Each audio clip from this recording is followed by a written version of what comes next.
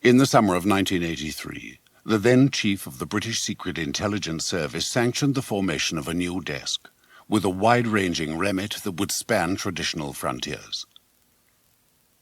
The desk was given a ponderous title: Deception, Disinformation, and Psychological Operations. It came to be known as DD. A new desk head was appointed, and some wit at the canteen tagged him the Deceiver. The man was Sam Macready.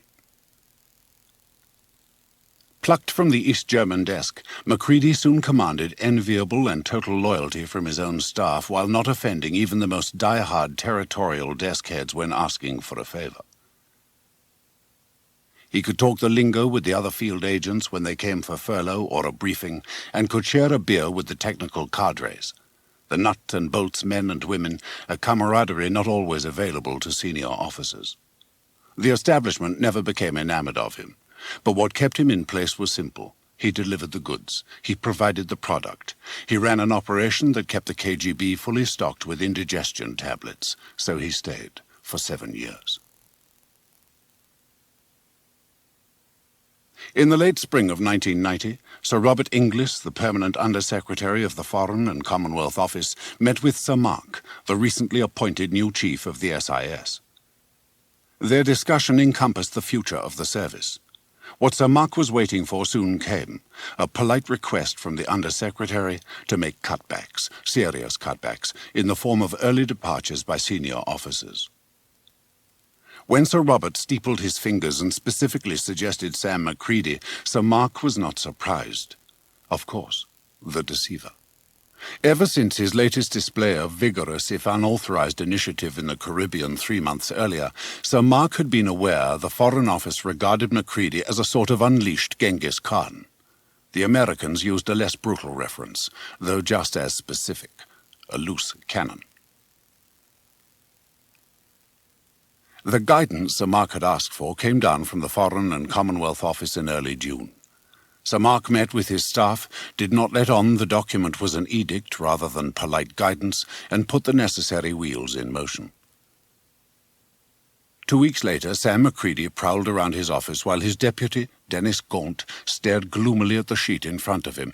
"It's not all that bad, Sam," he said. "They want you to stay on. It's just a question of the job." "Dennis," replied Macready gently, "I'm not a school teacher.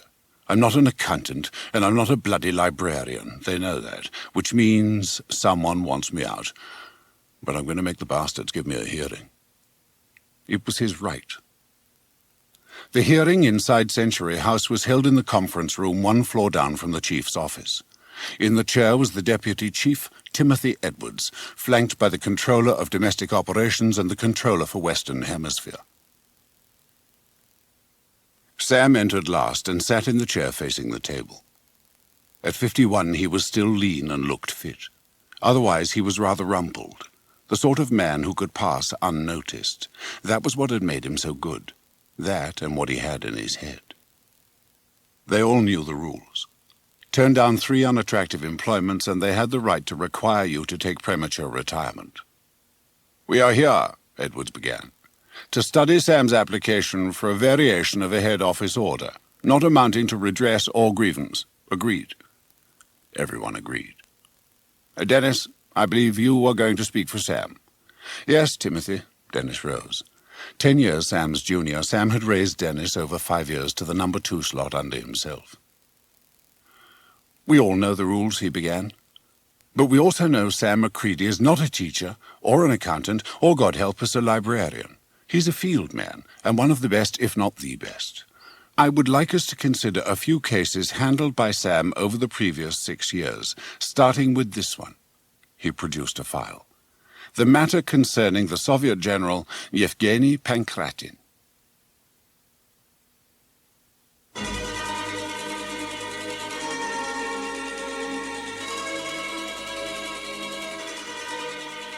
It was May 1983. The Russian colonel waited in the shadows. Meetings with his British controller were to be avoided if possible, but this was different.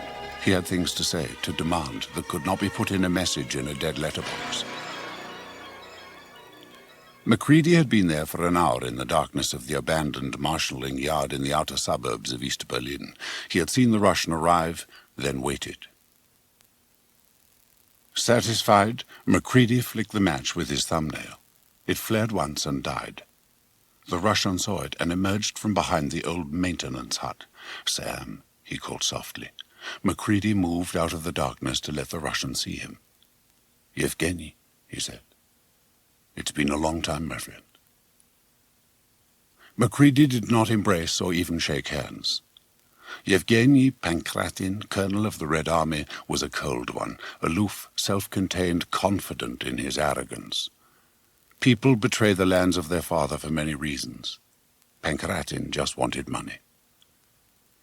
"I understand I am being slated for promotion," he said, "to Major General, and a transfer back to Moscow." "Congratulations," said Macready. "As what, Yevgeny?" Pankratin paused to let it sink in. "Deputy Director, Joint Planning Stage, Defense Ministry." Macready was impressed. To have a man in the heart of that ministry would be incomparable. "And when I come out," Pankratin went on, "I want an apartment block in California, Santa Barbara, deeds in my name, and $1 million US in my account there." "An apartment can be arranged," said Macready. "Not an apartment, Sam, a block, to live off the rents. Yevgeny, you are asking for between 5 and 8 million American dollars. I don't think my people have that kind of money, even for your product." The Russian's teeth gleamed beneath his moustache in a brief smile. "When I am in Moscow, the product I will bring you will be beyond your wildest expectations. You will find the money." "Let's wait until you have your promotion first, Yevgeny, and then we will talk about an apartment block in California." It was October, 5 months later. Bruno Morenz knocked on the door and entered in response to the jovial "Herein." His superior was stirring his first cup of coffee of the day, deposited by the attentive Fräulein Keppel, the spinster who waited upon his every legitimate need. Like Morenz, the Herr Director was nudging 50, but Dieter Aust was short, plump, beautifully barbered and tailored, and head of the Cologne outstation of the West German Secret Intelligence Service, the BND. Morenz was taller, burly, grey-haired, chunky, and untidy in his tweed suit. "My dear Morenz," Aust began, "next week our colleague Dorn retires. His duties will be taken over by his successor, a much younger man. There is, however, one duty that requires a man of more mature years. I would like you to take it over." Morenz was already nodding as if he understood. He did not. "Now and again this country has visitors," Aust continued, "foreign dignitaries who, at the end of a day of negotiations or official meetings, feel in need of distraction, entertainment." "Call girls," said Morenz. "In a word, yes. To avoid embarrassments, or something even more serious, the government prefers to suggest a certain telephone number." Aust took 3 slim folders from his desk and handed them to Morenz. "There are 3 girls. I'm asking you to take this over because you are a mature married man. Keep an eye on them. It should not interfere with your other duties." Great, thought Morenz. 30 years loyal work for the service, and I get to babysit hookers. Late the following month, Sam Macready sat in a darkened room deep in the sub-basement of Century House in London, headquarters of the British Secret Intelligence Service, the SIS. He was watching a flickering screen on which the massed might of the USSR rolled endlessly over Red Square. The camera left the rumbling tanks and panned across the row of faces atop Lenin's mausoleum. "Slow down," said Macready. The technician at his side moved a hand over the controls and the pan shot slowed. The camera lifted to bring into focus the group of officers behind the Minister of Defense. "Hold it," said Macready. The picture froze. "That one, third from left. Can you enhance? Bring it closer." The technician fine-tuned carefully. The group of officers came closer. The one Macready had indicated was half hidden. The shoulder boards on the greatcoat said Major General, but it was the moustache, unusual among Soviet officers, that clinched it. Bloody hell, whispered Macready. He's done it. He turned to the impassive technician. Jimmy, how the hell do we get hold of an apartment block in California? The short answer, my dear Sam, said Timothy Edwards 2 days later, is that we don't. We can't. He's too rich for us. But his product is priceless, protested Macready. This man's beyond just gold. He's a motherlode of pure platinum. No dispute, said Edwards smoothly. Look, the chief's been in Washington. He mentioned your man just in case he got his promotion.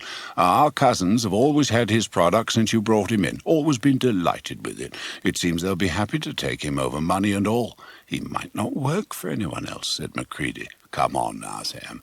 He'll go where the money is, and we'll get the product. Now please ensure that there's a smooth handover. 24 hours later, the CIA took over the handling, running, and paying of General Yevgeny Pankratin. The summer of 1985 was hot in Cologne, but Bruno Morenz had no holiday home to get away to. He sat in an open-air cafe and sipped a tall glass of beer, his tie undone, the shapeless jacket of his seersucker suit draped over the back of his chair.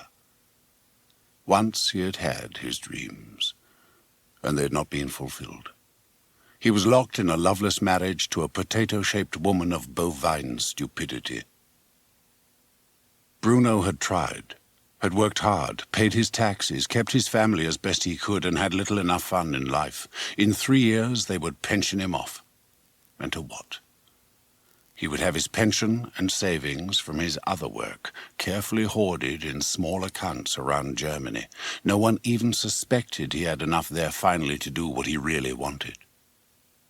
Behind his amiable facade, Bruno Morenz was also a very secretive man.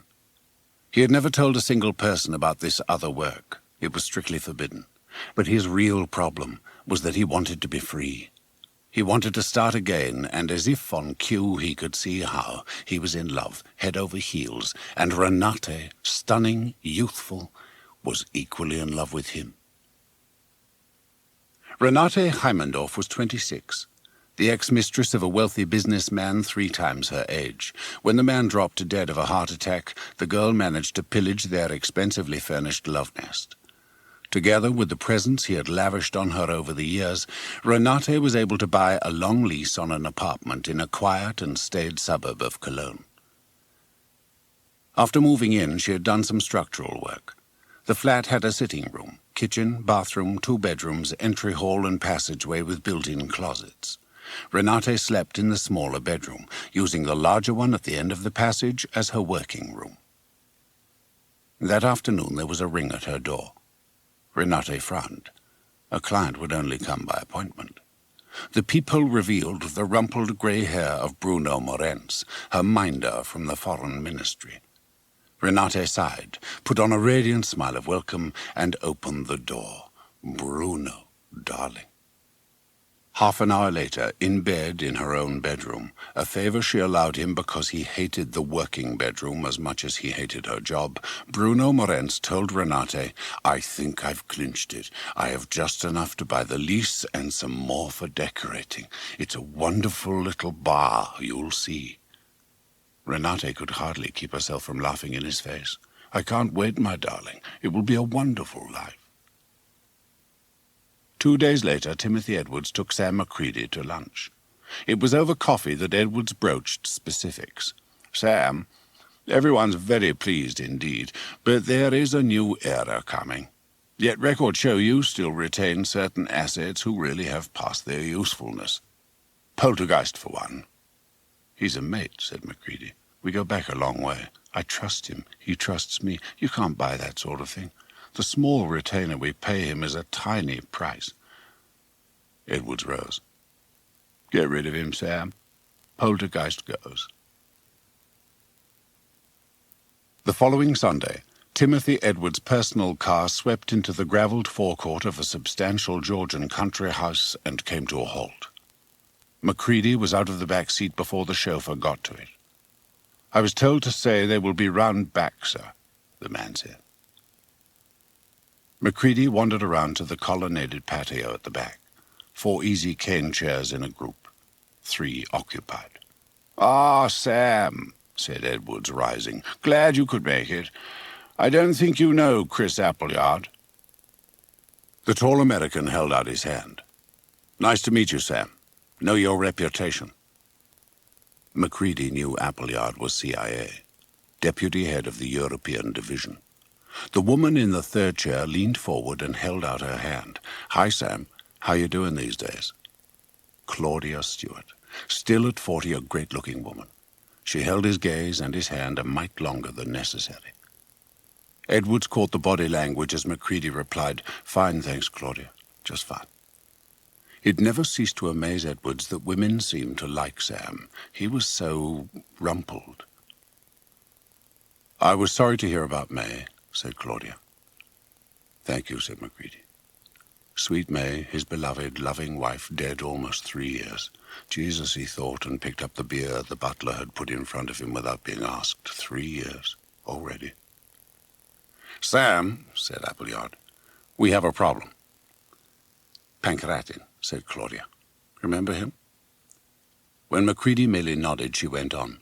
"We've run him mainly through drops, arm's length, very little contact, fantastic product, and very pricey payments.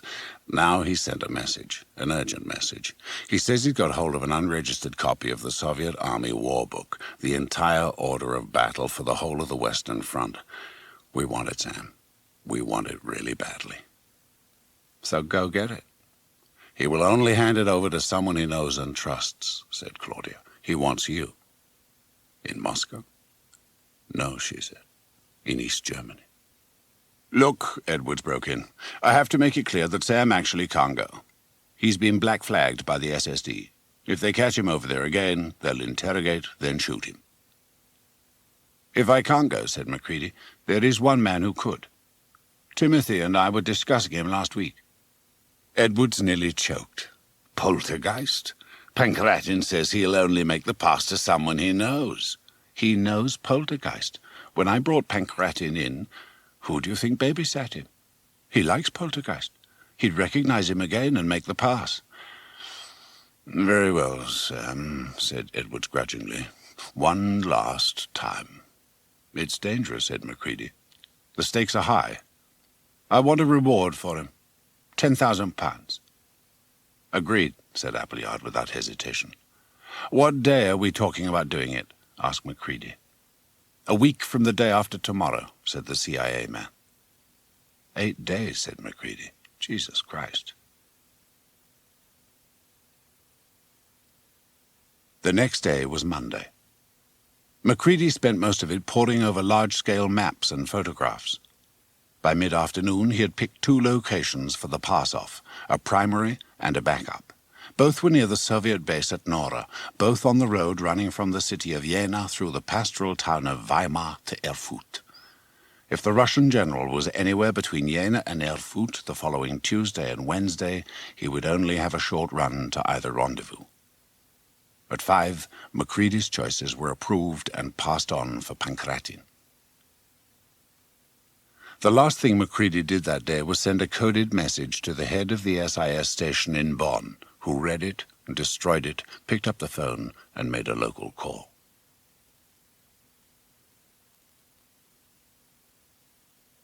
Tuesday morning, Macready flew to Cologne. A cab dropped him off outside the Opera House just after 11. For 40 minutes he wandered. At 5 to 12, satisfied he had not grown a tail, he headed for an old-style, half-timbered bar. Macready sat in a corner, ordered a beer, and waited. The bulky figure of Bruno Moren slid into the chair opposite 5 minutes later. "It's been a long time, old friend," said Sam. "What do you want?" asked Morenz. Sam told him. It took 10 minutes. Moren shook his head. "Sam, I'm 52. Soon I retire. I have plans. In the old days it was different, exciting. Now, frankly, those buggers over there frighten me. They frighten me too, Bruno, but I'd go if I could. I'm black-flagged. You're clean. It's a quick one. Go over in the morning, back by nightfall. And even if the first pass doesn't work, you'll be back the next day mid-afternoon. They're offering £10,000. Macready met Morenz's gaze. "He knows you, Bruno. It's the last time, I promise, for old time's sake." Bruno finished his beer and rose. "All right, Sam, for old time's sake. But then, I swear it, I am out for good." Across 2 time zones in Moscow, Major Ludmila Vanavskaya stretched and leaned back in her chair. She was tired. In the KGB, Major Vanavskaya had a reputation as a fanatic. She had devoted herself to her self-arrogated pursuit of traitors. She hated them with a cold passion. Her move to the 3rd Directorate had brought her to this anonymous office and to this desk, and to the file open in front of her. 2 years of work had gone into it. She was convinced that somewhere in the army there was a deliberate leak, and he was high, damned high. She lifted the phone, was put through to the male secretary of General Sholyopin, and asked for a personal interview with the general and no one else. She was told to be in his office at 4. 3 hours later, General Sholyopin finished reading the file and pushed it back to her. "Circumstantial," he said.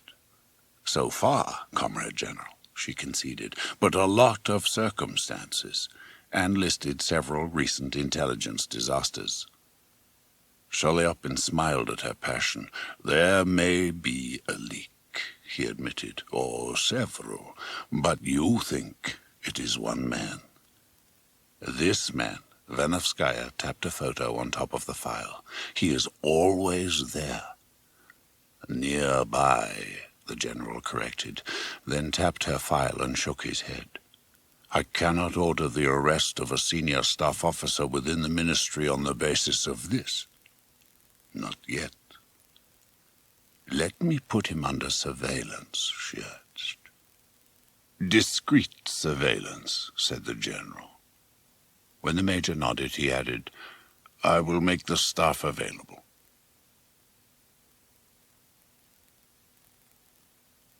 "Just a few days, Herr Director," said Bruno. "I would like to take my wife and son away for the weekend, plus Monday, Tuesday, and Wednesday." It was Wednesday morning, and Dieter Aust was in an expensive mood. "All right, my dear Morenz. Why not?" That evening at home, Bruno Morenz told his wife he would have to leave on business for 5 days with Herr Director Aust. "That's nice," she said, engrossed in the TV.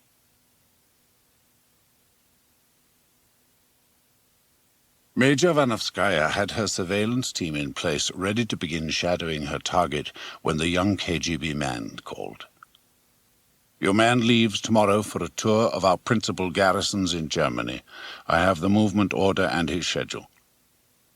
The major cursed and slammed the phone down. 10 minutes later, she put in her own application for permission to visit the 3rd Directorate staff at KGB headquarters in East Berlin.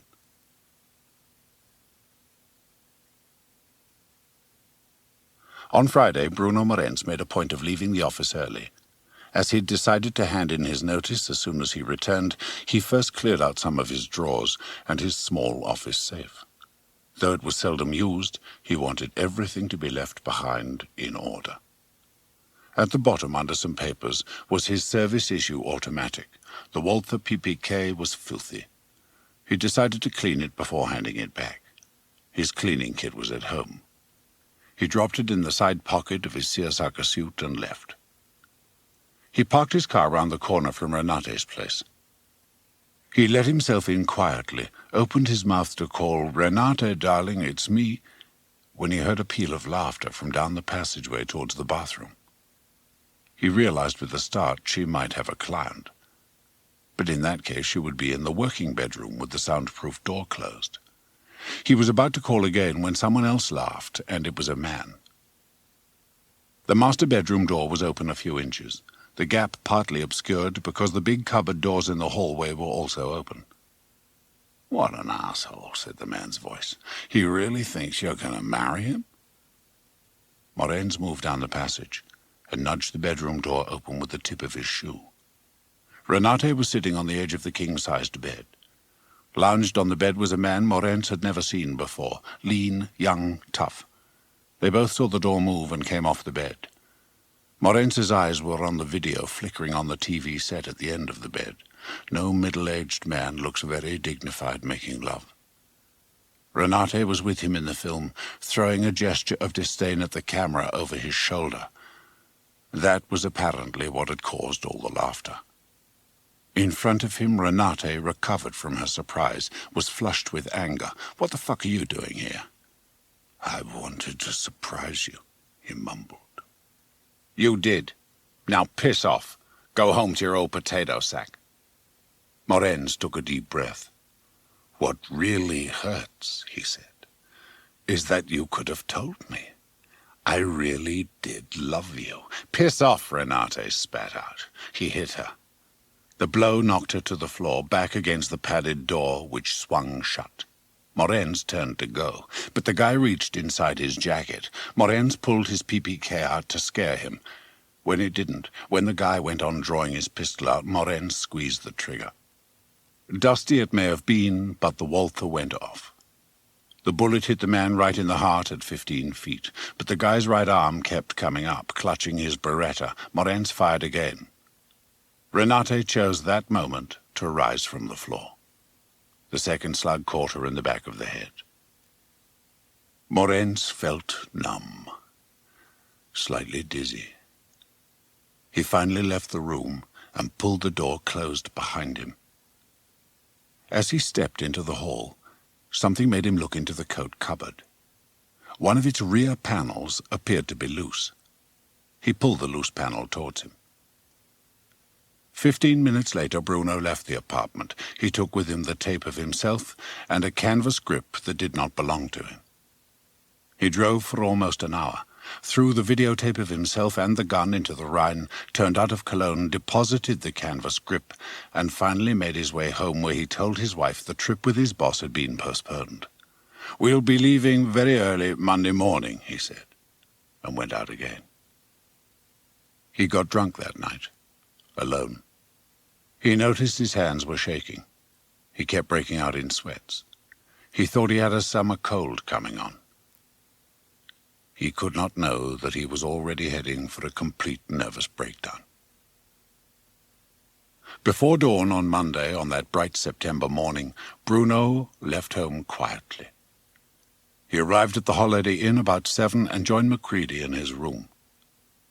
Macready spread out a huge motoring map of Germany, then produced large blown-up photographs of a particular section of the road he had chosen. Carefully and meticulously, Macready ran Bruno through the procedure he should follow and, if the first pass aborted, how and where he should spend the night, and where and when to attend the second backup rendezvous with Pancratin. Though he appeared pale and was sweating, Bruno seemed to understand clearly. The bodies were discovered later that morning by Renate's cleaning lady, who also had her own key. Seconds later, she was running, screaming down the stairs. The first to arrive was a striped car, with 2 uniformed policemen. One went up, touched nothing, looked through the half-open door, and went right back down to use the phone. He first called the emergency doctor, then the violent crime switchboard. At 10:41 a.m., a commissar, Peter Schiller, arrived at the apartment with 2 assistants. Renate Heimendorf and her pimp were still where they had fallen. The TV set was off. Treading carefully, Schiller flipped open a number of the cupboards and drawers. "A hooker," he said. "Call girl, whatever." His assistant said, "I've seen the man somewhere before." "Hopp. Bernard Hopp. Bank robbery, I think. A hard man." "Oh, good," said Schiller. "That's all we need." Downstairs, Schiller called his superior, the director of the murder squad, and said there might be gangland ramifications. At about the same time, Macready finished telling Bruno that Pancratin would be in the baggy fatigues of a Russian corporal with a forage cap shading his face and driving a Gaz jeep. "Now to the car," he said. "It's a BMW sedan, black, with Würzburg plates. I'll give you your cover story and backup papers later. Under the battery shelf, there's a flat compartment, just about invisible unless you really look for it. It's big enough to take the book you'll receive. Now, how about some lunch?" During the meal, Morenz drank wine greedily and his hand shook, which made Macready ask, "Are you all right?" "Sure. Damn summer cold. And a bit nervous. But it's natural." Macready nodded. Nerves were normal. Still, he did not like the shape Morenz was in. But with Pancratin unreachable and 24 hours to the first contact, he had no choice. "Let's go down to the car," he said. By early evening, the forensic team had finished with the bodies. The entire apartment had yielded 19 sets or partial sets of fingerprints. "Probably clients," muttered Schiller. The major problem, he mused, was not lack of motive, but too many. Schiller went to the bathroom. There was something odd about it, but he could not work it out. Just after 8, he called it a day, sealed the place and went home. Something still bothered him about that flat. Macready spent the afternoon finalizing things with Bruno. "You are Hans Grober," he said. "Age 51. Married. 3 children. You work for BKI Optical Glassware of Würzburg. They exist, and the car is theirs. You're meeting with the director of foreign sales at the Zeiss Works in Jena. Here are your passport, letters from your wife, a used ticket from the Würzburg Opera House, credit cards, driving license, car, and house keys." At midnight, Kit Johnson, a communications man from the SIS Bonn station, picked up Macready in a Range Rover. They headed for the Saal River in North Bavaria, to be there before Morenz. Bruno stayed on in Macready's room and ordered whiskey from room service. He drank too much, barely slept, and rose when the alarm went off at 3. At 4 that Tuesday, he started the BMW and headed through the darkness towards the Autobahn south. At the same hour, Peter Schiller awakened and realized what it was about the call girl's apartment that puzzled him. At 5 to 11 that Tuesday morning, Macready and Johnson were concealed amid pine trees on a hill south of the Saal River. 3 minutes later, Macready picked out the black BMW moving sedately through the cursory West German controls. Then it slid into the corridor, heading for the land controlled by the East's most professional and dreaded secret police, the SSD. "It's the bathroom," said Schiller. "It has to be the bathroom," and led his sleepy assistant Weikert back into the flat. "The cupboard in the passageway is 2 meters wide, right? But the wall in the bathroom is smaller." It took Schiller 30 minutes to find the door catch at the back of the whole cupboard, a cunningly concealed knothole in the pine planking. Schiller found a light switch inside and used a pencil to flick the switch. The inner light came on. "Bloody hell," said Weikert, looking over Schiller's shoulder into the secret compartment. To their right was the rear side of the mirror above the headboard next door, a one-way mirror that exposed the whole bedroom. On a tripod in the center of the mirror was the video camera, state-of-the-art. The entire far end of the narrow space was ceiling-to-floor shelving. Each shelf held a row of video cassette cases. On the spine of each was a label. Each label had a number. Schiller called his superior, Director Rainer Hartwig, and told him what he had found. Hartwig said, "Oh, shit." Dieter Aust was shaving. The morning show was on television in the bedroom. Aust paid little attention to an item about a double murder out in the suburbs. Then he heard the newscaster say, "One of the victims, high-class call girl Renate Heimendorf," and Dieter Aust cut himself badly on his pink cheek. He arrived at his office an hour earlier than usual and told Fräulein Keppel he wanted the holiday contact number Bruno Morenz had left. Aust tried it and got the disconnected tone. An operator down in the Black Forest told him it appeared to be out of order.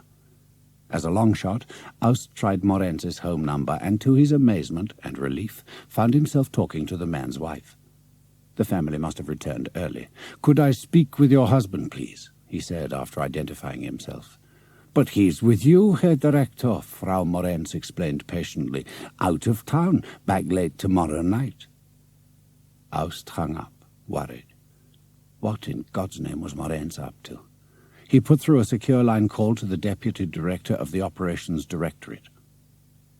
Dr. Lothar Hermann was frosty, but he listened intently, How were they killed? He asked. Aust had the morning papers on his desk. They were shot. Stay there, said Dr. Herman. I will call you back. He did, in 10 minutes. Bruno Morenz has a Walther PPK service issue. It was tested on the range and in the lab before we gave it to him, 10 years ago. Where is it now? It should be in his personal safe, said Aust. Is it? Asked Herman coldly. 5 minutes later, Aust was talking to Herman again. It is gone, he said. I think I had better come to Cologne, said Herman. Bruno cruised the BMW into the complex of concrete buildings that made up the East German border control and was waved into an inspection bay. A green uniformed guard appeared at the driver's side window. Bruno opened the car's hood and trunk and got out. He handed over his passport and watched other guards begin their search. A mirror on a trolley went under the car. Another man poured over the engine bay. All quite normal. In the custom hall they went through his attaché case, studied the letters exchanged between Zeiss and BKI in Würzburg. Finally, his bags were closed and he was walked back to the car. Enjoy your visit to the German Democratic Republic, said the senior guard, and Morenz got back behind the wheel. He drove north, sweating profusely. He reached for his hip flask and took a swig. Better, much better. He drove on steadily, then checked his watch. Rendezvous at 4 p.m. The next time he checked, it was 2 o'clock. He was ahead of schedule. He decided to go past Jena and Weimar, go right around the roundabout, and come back towards Weimar. At Renate's flat, Peter Schiller entered the secret closet and surveyed the rack of cassette boxes on the shelves. He took one at random, went into the master bedroom and slotted it into the VCR. He switched it on, then turned on the TV and hit play. 2 minutes later he stood up and switched off the set, shaken by the sight of the well-known senator from Baden-Württemberg, an impassioned enemy of pornography, crawling around wearing only a spiked dog's collar while Renate whipped him. He went straight to the offices of the Murder Commission and spent 30 minutes with the director, explaining what he had found. Rainer Hartwig bit his lip. "It's going to be a bastard," he said, and rose. "I want to see this place for myself." It was actually Director Hartwig who found the notebook. It was taped under the lowest shelf where the videos were stored. Hartwig ran through the names in the notebook that corresponded with the numbers on the spines of the video cassettes. The ones he recognized included 2 senators, a parliamentarian, a financier, a banker, 3 industrialists, the heir to a major brewery, a judge, a famous surgeon. 81 names, he said. 81 tapes. Christ! "There are only 61 tapes," said Schiller. "Come on," said Hartwig. "I'm going to von Starnberg with this. It's got beyond murder. Way beyond." Sam McCready sat on the tailboard of the Range Rover in warm sunshine high above the Saale River and sipped coffee from a flask. Johnson was on the portable phone talking to Cheltenham, the huge national listening station in the west of England. The phone was, in fact, a sophisticated transmitting and receiving set, capable of receiving messages in clear talk, but scrambled. McCready had asked for it, to stay in touch with the British Government Communications Headquarters at Cheltenham, or Century House in London, or SIS Bond Station. Johnson put down the handset. "Nothing," he said. "All normal. No extra radio traffic in any sector, Russian, SSD, or People's Police. Just routine." McCready checked his watch. 10 to 4. Bruno should be moving towards the lay-by west of Weimar about now. Arnim von Starnberg, police president of Cologne, listened gravely as Schiller finished his report. "You will remain completely silent about this," he said, then dismissed the young commissar and turned to Hartwig and Horst Frankel, director of the whole Kriminalamt. "How far exactly have you got?" Hartwig produced several large, high-definition photographs. "We now have the bullets that killed the call girl and her friend. We need to find the gun that fired those bullets." "Where are the tapes?" asked von Starnberg.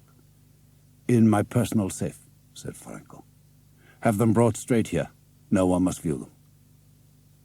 Within hours, all 61 sexual athletes had been identified. Half were merely wealthy, the other half were both rich and firmly establishment figures. But even worse was the now identified list of 20 whose recorded frolics were missing. In late afternoon, the country's Internal Security Service, the BFV, was informed. It was purely procedural. The interdepartmental memorandum landed on the desk of a senior officer in counterintelligence, Johann Prinz. Bruno Morenz rolled slowly west along Highway 7. He came to a curve, and there was the lay-by, just where Macready had said it would be. He checked his watch, 8 minutes to 4. The road was empty. He slowed and pulled into the lay-by. According to instructions, he climbed out, opened the trunk and removed the toolkit. This he opened and laid beside the front offside wheel where it would be visible to a passer-by. Then he flicked the hood catch and raised it. He took a wrench, the right size for the job, and loosened the nut connecting the water pipe to the radiator. A trickle of water escaped. He changed the wrench for one the wrong size and tried vainly to retighten the nut. The minutes ticked by. He glanced at his watch. "Where the hell are you?" he thought. Almost at once there was a crunch of gravel under wheels as a vehicle came to a halt. Boots crunched on gravel. The man was behind him. Bruno Morenz straightened. The East German police car was parked 5 yards away. One green-uniformed policeman stood by the open driver's door. The other was beside Morenz, gazing down into the BMW's open engine bay. "What is the matter?" he asked. "I thought I was losing water," said Morenz, trying not to show his shock.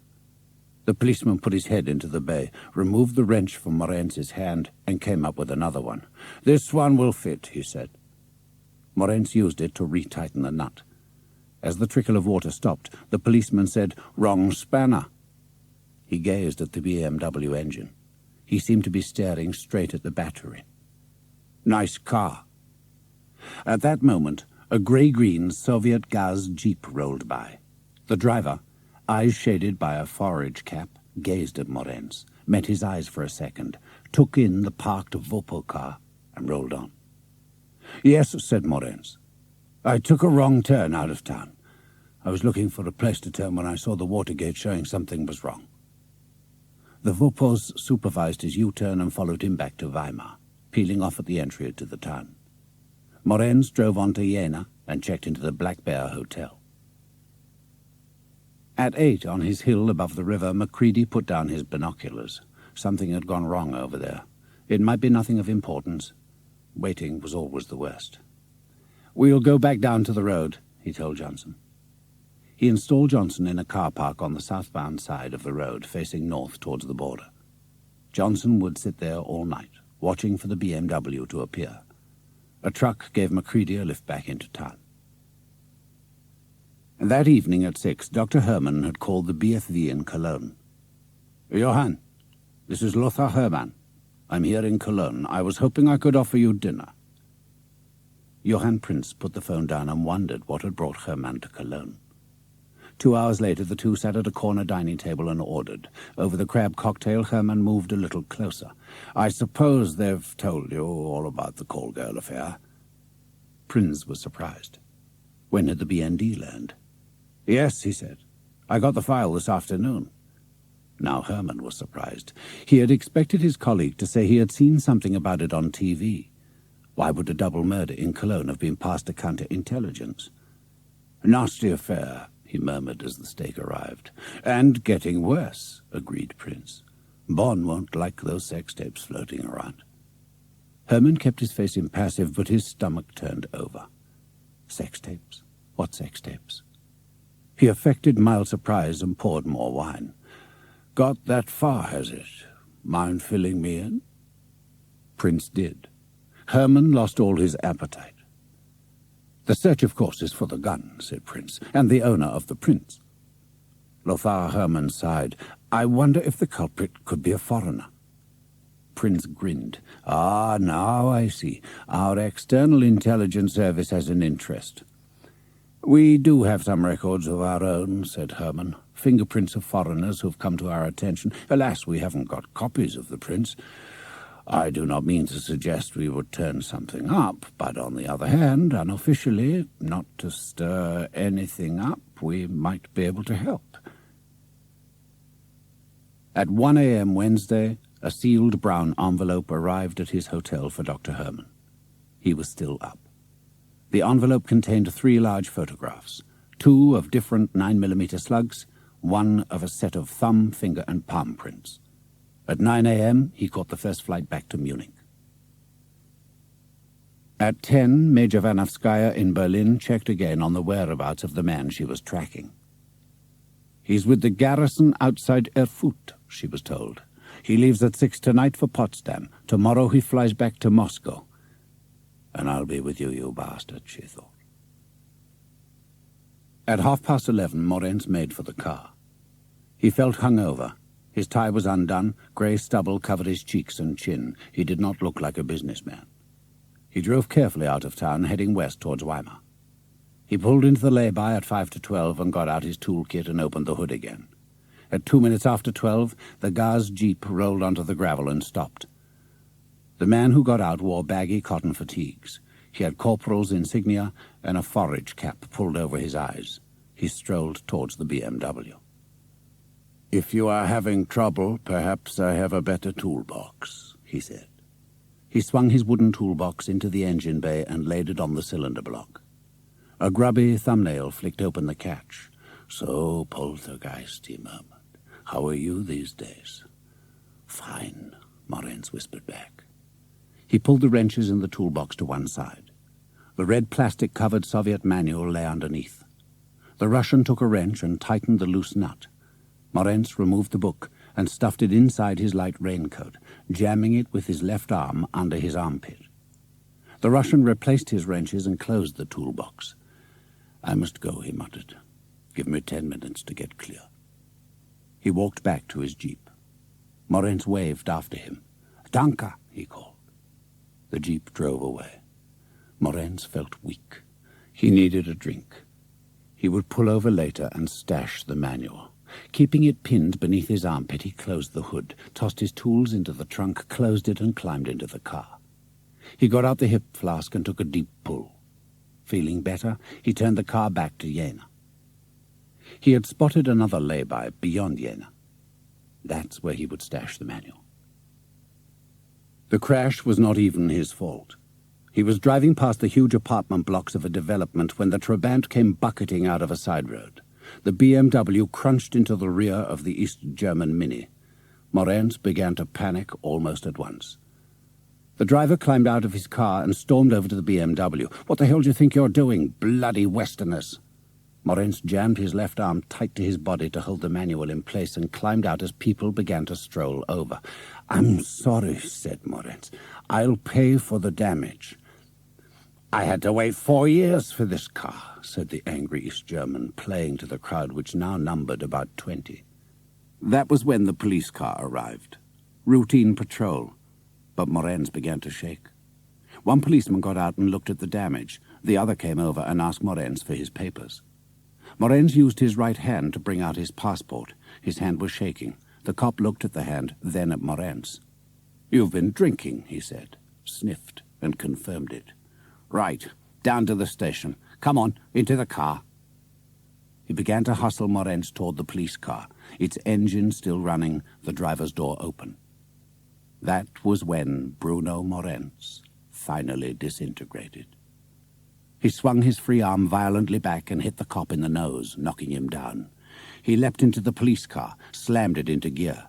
As he drove off, the other cop managed to loose off 4 shots. One punctured the gas tank. The car had been facing the wrong way, and now Bruno Morenz was heading north, towards Jena. The 2 Vopos were stunned by what had happened. One eventually went off for help, flagged down a police patrol car, and used the car's radio to call Jena Central and report. The call was picked up on the other side of the border by a British listening post codenamed Archimedes. At 1 p.m., Dr. Lothar Hermann took a call from the ballistics lab. A call to the fingerprint section only confirmed the worst. The gun was Morenz's, so were the prints. He had no choice but to take it to the Director General himself, whose order was simple: find him quickly and get those tapes back. Back in his office, Herman called personnel and asked for the curriculum vitae of Staff Officer Bruno Morenz.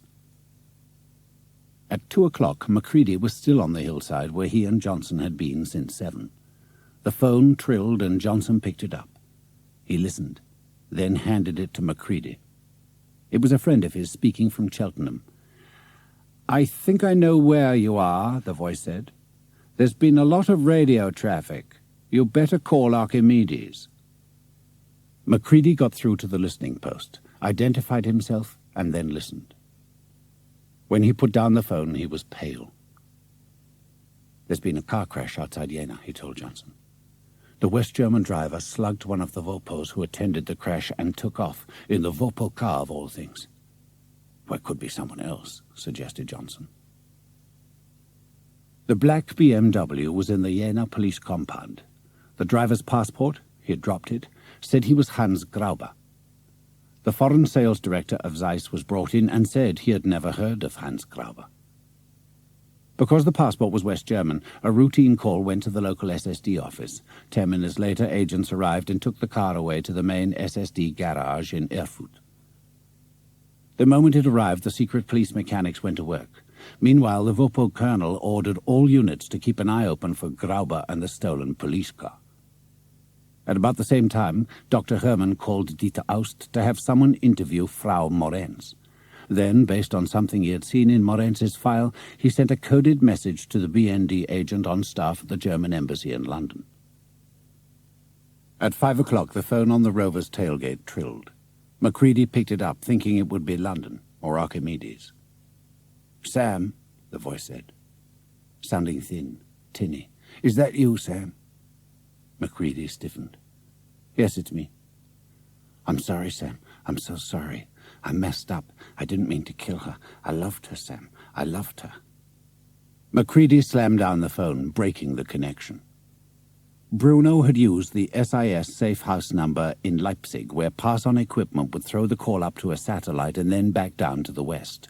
Any call longer than 14 seconds would be traced. Bruno had babbled for 9. "He's crying like a child," Macready told Johnson. "Complete nervous breakdown." "What the hell did he mean?" "I didn't mean to kill her." Johnson had a local paper and showed Macready the story. Datelined Cologne, about the shootout in a call girl's flat. "Bruno, my poor friend," said Macready, "what have you done?" 5 minutes later, Archimedes called, said they'd heard it all, as well as the all points out for a Hans Grauber. Sam asked when the BMW crash had occurred.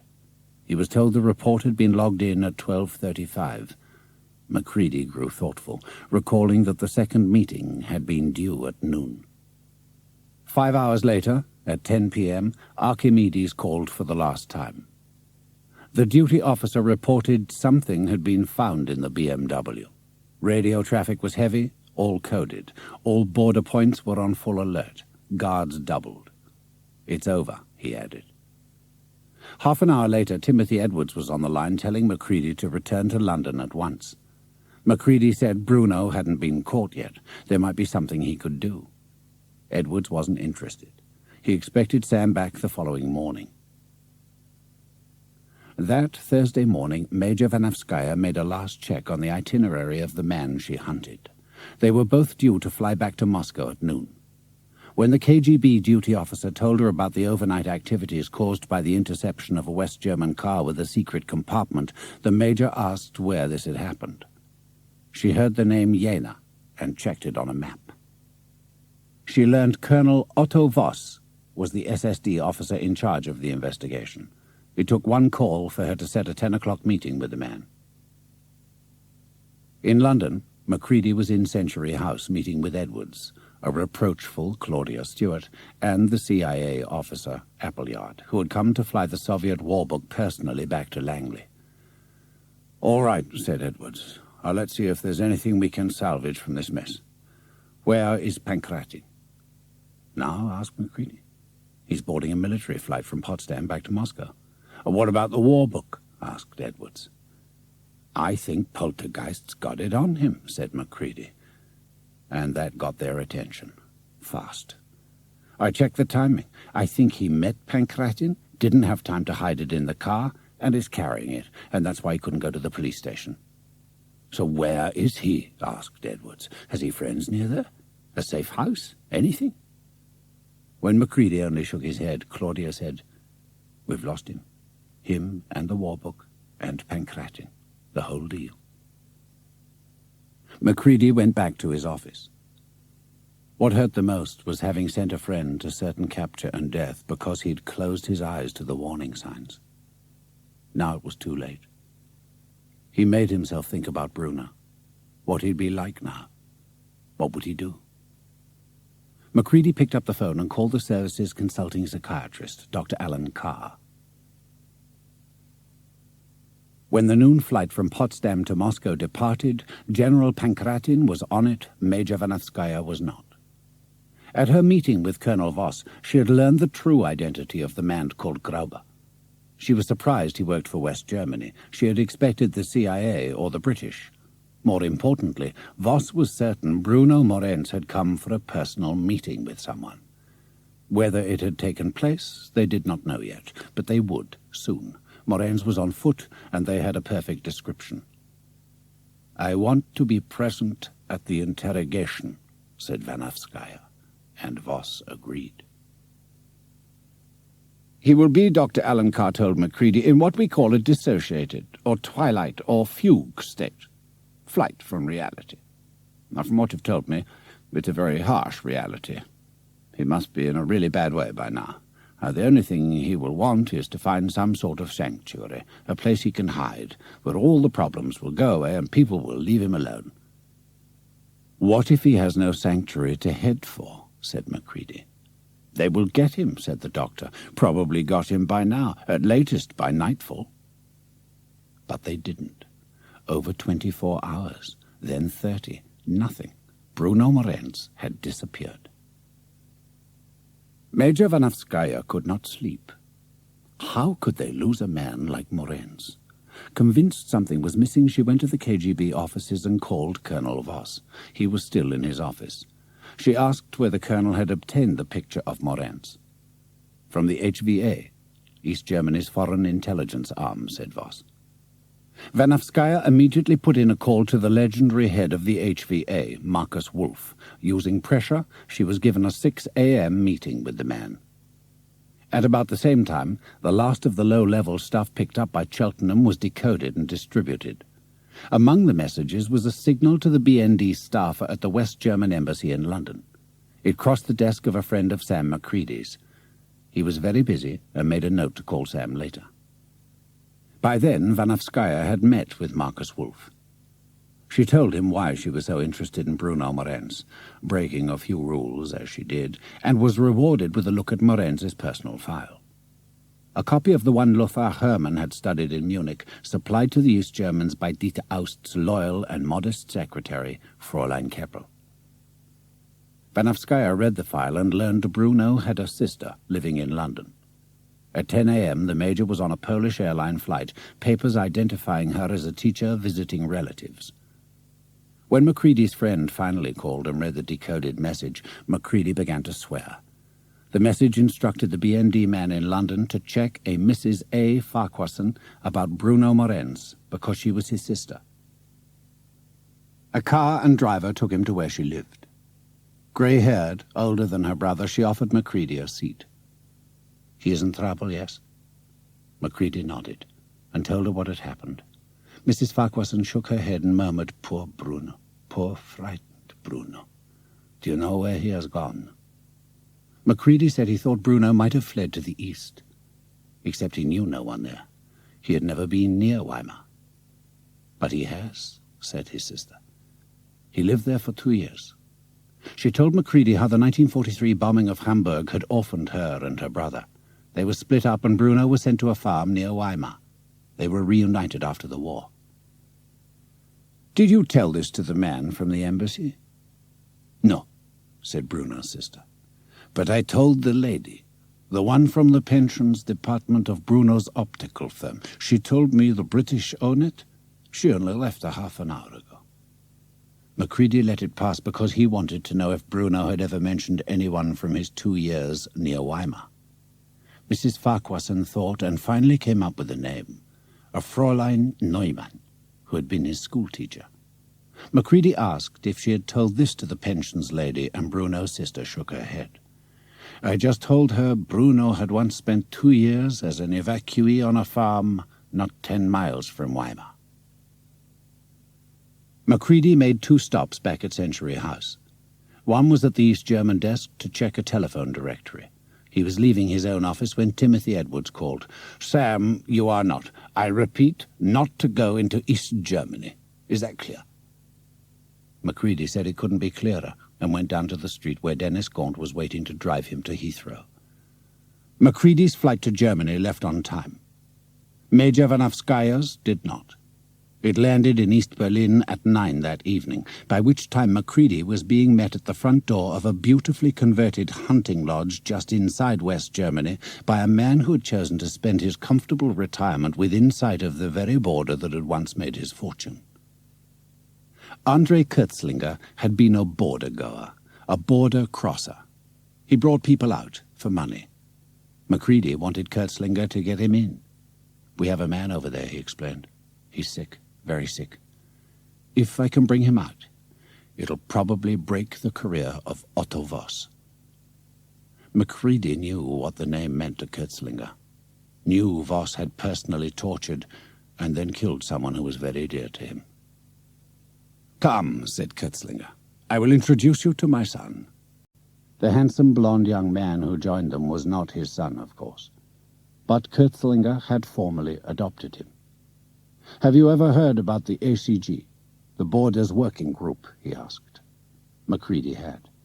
The secret SSD unit existed to get East Germans into the West for what was called black operations, by cutting a rabbit run through their own defenses, east to west. "Siegfried used to work for them," said Kurtzlinger, and turned to the young man. "Our friend needs to get across." "There was a run I cut myself," Siegfried said at length. "I cut it myself and never reported it. I was going to use it." He had gotten out another way and thought the run might still be there. He asked Macready what papers he would use, checked them, and added a valid railway pass he had saved. The best time to go, he said, was at 4 in the morning, when the guards would be tired. He was prepared to help, but warned Macready that the fishing line he had left to mark his path might have been pulled up. They left at 1 in the morning for the long drive through the mountains. Kurtzlinger stood in the doorway. "Look after my boy," he said. "I only do this for the boy Voss took from me." By then, Major Vanavskaya had met with Colonel Voss and told him where Bruno Morenz had spent 2 years of his childhood. "Not 10 miles from Weimar itself," she said. "Draw your ring, Colonel. Bring in troops. Within the day you will have him." Siegfried lay on his belly at the edge of the tree line and studied the dark contours of the forest 300 yards away that marked East Germany. Macready lay beside him. Siegfried crawled the last 10 yards of West Germany and began to snip the chain-link fence. When he had his hole, he signaled for Macready to join him. It was an ideal spot, halfway between 2 watchtowers. Siegfried crawled through the hole. Macready followed, dragging his gunny sack. Both had cork-blackened faces. The German pushed the cut mesh back into place. They crawled. Siegfried found a tripwire and gestured Macready to crawl around it. Another 40 yards and they reached the minefield. The thistles and grasses were chest-high. No one tried to plough up a minefield. Siegfried looked back and saw the white rock he had used as a marker when he first cut the run. He crawled off to the right. A moment later, Macready heard a triumphant hiss. The German held a fine strand of fishing line. He pulled gently. It went tight and held. "Follow the line," Siegfried whispered. "It will take you through the minefield to the tunnel under the wire." "I'll be back in 24 hours, said Macready. "Or 48. After that, forget it. I won't be coming." Crawling on his belly, he disappeared into the minefield, guided by the nylon thread. It led him through the field to a shallow scrape under the 10 yards of razor wire. Macready took it inch by inch. When he was through, he found the end of the nylon attached to a peg half out of the ground. Another pull, and it would have come loose. He covered it with pine needles, fixed its position in his head, and crawled away. When he came to a track, he changed into worker's clothes and set off on foot. After a mile, he came to a road. Outside the town of Nordhausen, he got lucky. An old bike was propped against a tree. Macready took it, walked off, then mounted and rode to the railway station. He made it just before 6. The first train to Erfurt was due at 6:10. It pulled in on time. Macready put the bike in the luggage car and got on. 31 minutes later, he was in Erfurt. He got the bike and set off through the city for the highway to Weimar. He was east of the city when a dilapidated tractor belching smoke came up behind him. The farmer waved, stopped, and gestured for Macready to get on. Over the engine noise, Macready understood the man had been delivering sugar beets to Erfurt. 10 miles out of Weimar, Macready saw the wall of soldiers on the road and spread out across the fields to the left and right. Further along there was a roadblock. The tractor stopped and a sergeant asked for papers. Because the tractor was heading into and not out of Weimar, the papers were given a quick look and returned. 3 miles out from town, the farmer turned off the main road to Erfurt. Macready jumped off, got his bicycle, thanked the man, and pedalled into town. Working from memory, Macready found Bockstrasse 3 streets from Karl-Marx-Platz.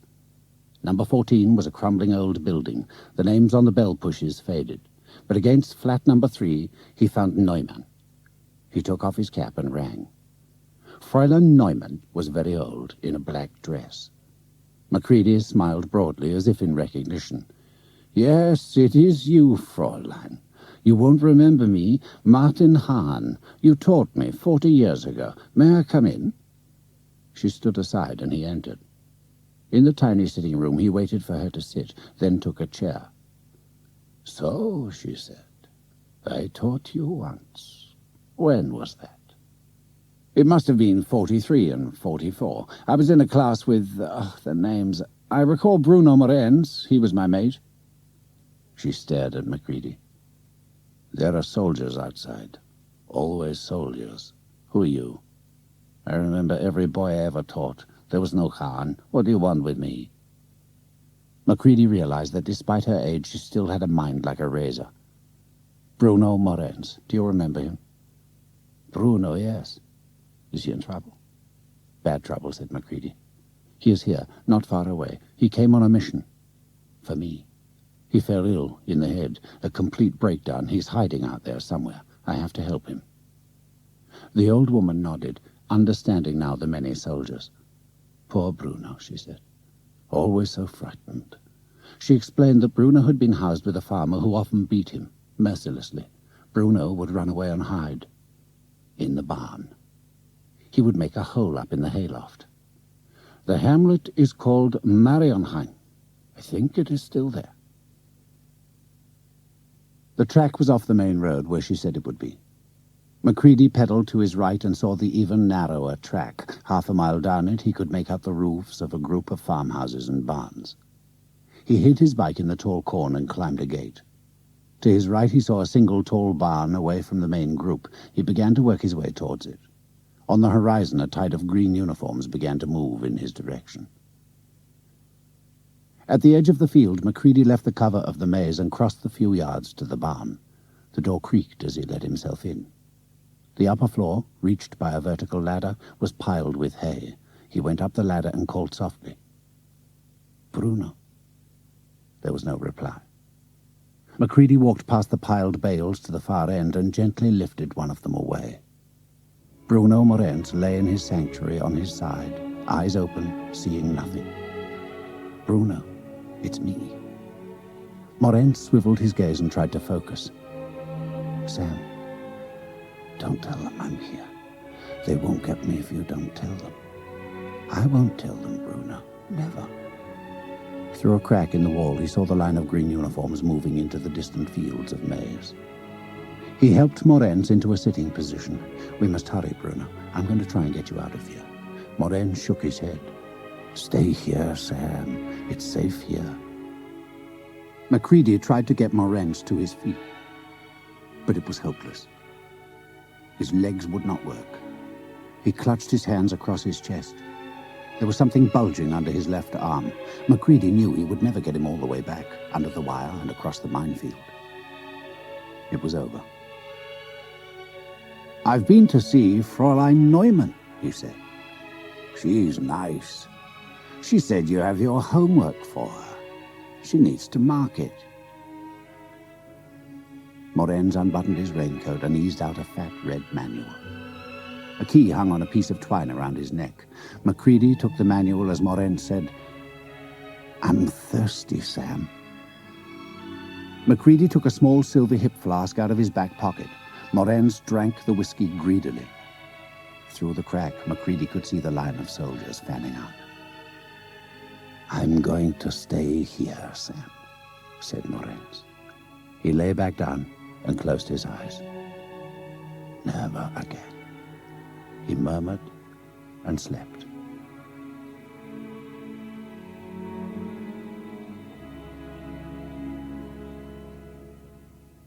Macready was about to rise when he saw the glint of the key against Morenz's chest. He eased it from around his neck, stowed the manual in his tote bag, slithered down the ladder, and slipped away into the maze. It was midday. At 1 o'clock, the soldiers contacted Colonel Voss. He arrived with a woman in a civilian suit. They went up the ladder to examine the body in the hay. A thorough search turned up nothing but the small silver flask clutched in the dead man's hand. Voss sniffed it, muttered cyanide, and passed it to Major Vanatskaya, who turned it over. On the back was written Harrods, London. She muttered something which Colonel Voss thought was "you motherfucker" in Russian. At noon on Sunday, Macready entered the Cologne airport, wandered over to the luggage lockers, and used the key to open one of them. Inside was a canvas grip. "I think I will take the bag, thank you, Herr Macready." Macready turned. Lothar Hermann of the BND stood 10 feet away. 2 large gentlemen hovered nearby. "Dr. Hermann, how nice to see you again," said Macready. "The bag," Hermann repeated. Macready handed it over. Hermann passed it to one of the men. "And now," said Hermann, "let me walk you to your plane." They headed for passport control. "A certain colleague of mine," began Hermann. Macready shook his head. "He will not be coming back."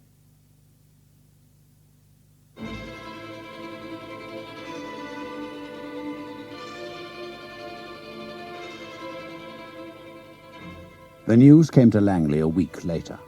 General Pankratin had been transferred. He would be commanding a military detention complex of prison camps in Kazakhstan. Claudia Stewart learned this from her man in Moscow. She was still basking in the plaudits that rained down as the military analysts studied the complete Soviet order of battle. As for the Soviet general's fate, she was graciously philosophical. "He keeps his skin and his rank," she told Chris Appleyard. "As for us, well, it's cheaper than an apartment block in Santa Barbara."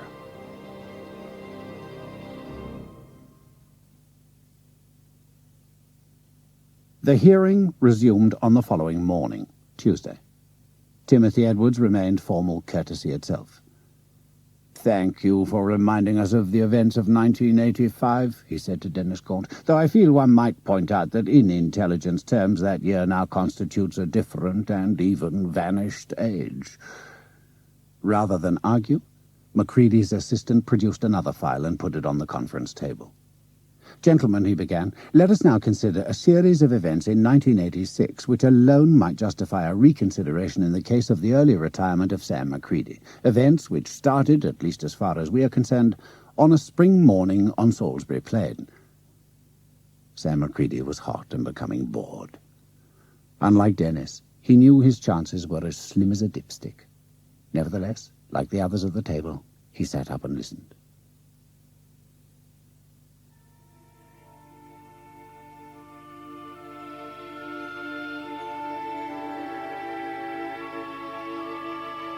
There was still a hint of fog. On the knoll that dominated the stretch of woodland, the group of mixed military officers took their station to observe the forthcoming army maneuvers. The officers milled about, some studying maps, others scanning the distant terrain through powerful field glasses. The British group all wore an air of gravity, as if well aware both of the unusualness and importance of the occasion. This was the first time Soviet officers had come to the heart of England as the guests of the British Army. The Russians were as grave as the British, or more so. There were 17 of them, and each had been carefully picked and screened. Several spoke passable English and admitted it. 5 spoke perfect English and pretended not to. The Soviet Military Intelligence Corps is known as the GRU, and the 3 declared GRU men wore their proper insignia. They alone knew that the signals major and one of the captains were also GRU, but undeclared. Neither the remainder of the Russians nor the British knew this. The British, for their part, had not felt it necessary to tell the Russians that 20 operatives from the security service were posted round the officers' mess at Tidworth, tending the lawns and flower beds, waiting table, or polishing bits of brass. The dinner that evening at Tidworth Barracks was more relaxed than the previous evening. Wine flowed, and vodka. A British major found himself next to the declared major from the GRU. "Gavrichevi vo-angliski?" he asked. The Russian was delighted. "Savsem nemnogo," he replied, then dropped into halting English. "Very little, I am afraid." "Better than my Russian," said the English major. The Russian held out his hand. "Pavel Kuchenko." The dinner ended with songs in the bar, everyone trooping off to their rooms at 11. They were to be awakened at 7. Major Kuchenko was up at 5. He spent 2 hours seated at the window of his darkened room, studying the road that ran towards the main gate. He thought he spotted 3 men in the half-gloom of very early morning who might be watchers. Precisely at 6 o'clock, Colonel Arbuthnot came out of the main doors for what was apparently his regular morning jog. The colonel was easy to spot. His left arm was missing. A sentimental army board had permitted him to stay on in the army. For the second morning, Major Kuchenko watched thoughtfully as the figure in the white tracksuit set off down the road. The second day of war games passed, and the third dinner was very jolly, with copious toasts. The Russian group was due to meet in the main lobby after breakfast at 9 a.m. the next morning to board the coach for Heathrow. During more singing, no one noticed that Colonel Arbuthnot's room, which was not locked, was entered by someone who left 60 seconds later as quietly as he had come and who later rejoined the group at the bar. At 10 minutes to 6 the next morning, a figure in a white tracksuit, empty left sleeve pinned to the side, trotted down the steps of the mess and turned towards the main gate. The figure was spotted by a watcher, who made a note but took no action. At the gate, the corporal of the guard came out of the guard's room and threw a salute to the figure as it ducked under the barrier. The runner raised a hand in salutation, then turned in the usual direction and jogged towards Tidworth. At 6:10, the corporal glanced up, stared, then turned to his sergeant. "I've just seen Colonel Arbuthnot go past." "So?" asked the sergeant, who was tired. "Twice," said the corporal. The sergeant merely shrugged. Major Kuchenko ducked into some trees beside the road after half a mile and slipped out of the stolen tracksuit and hid it. When he went back to the road, he was in grey flannel slacks and tweed jacket over a shirt and tie. He set off briskly. A car came up behind him. Kuchenko waved, and it stopped. "I'm awfully sorry," he said to the driver, "but my car seems to have broken down. Could you give me a lift into Tidworth?" Kuchenko was dropped in the centre of the sleepy town at 10 minutes to 7. He found a phone booth and dialed a London number. It answered at the 5th ring. "I would like to speak to Mr. Roth. Mr. Joe Roth," said Kuchenko. "This is Joe Roth speaking." "Pity," said Kuchenko. "You see, I really hoped I might talk to Chris Hayes." In his apartment and barely awake, Joe Roth stiffened, and all his professional antennae went onto red alert. Roth was CIA, undeclared except to 4 British counterparts in the SIS. His professional name was equally known only to that same few. "I'm sorry," he said carefully. "You've got Joe Roth here." "Who is that speaking?" "Listen carefully, Mr. Roth, or Mr. Hayes. My name is Pyotr Alexandrovich Orlov. I am a full colonel of the KGB. "Look, if this is a joke—" "Mr. Roth," the Russian interrupted, "my calling you by your operational name is no joke for you. My defection to the USA is no joke for me, and that is what I'm offering to do. I want to get to America, fast. Very soon now it will be impossible for me to go back to my own side. I have an enormous amount of information of great value to your agency, Mr. Roth. You must make your decision quickly, or I go back while there is time." "Where exactly are you now, Colonel?"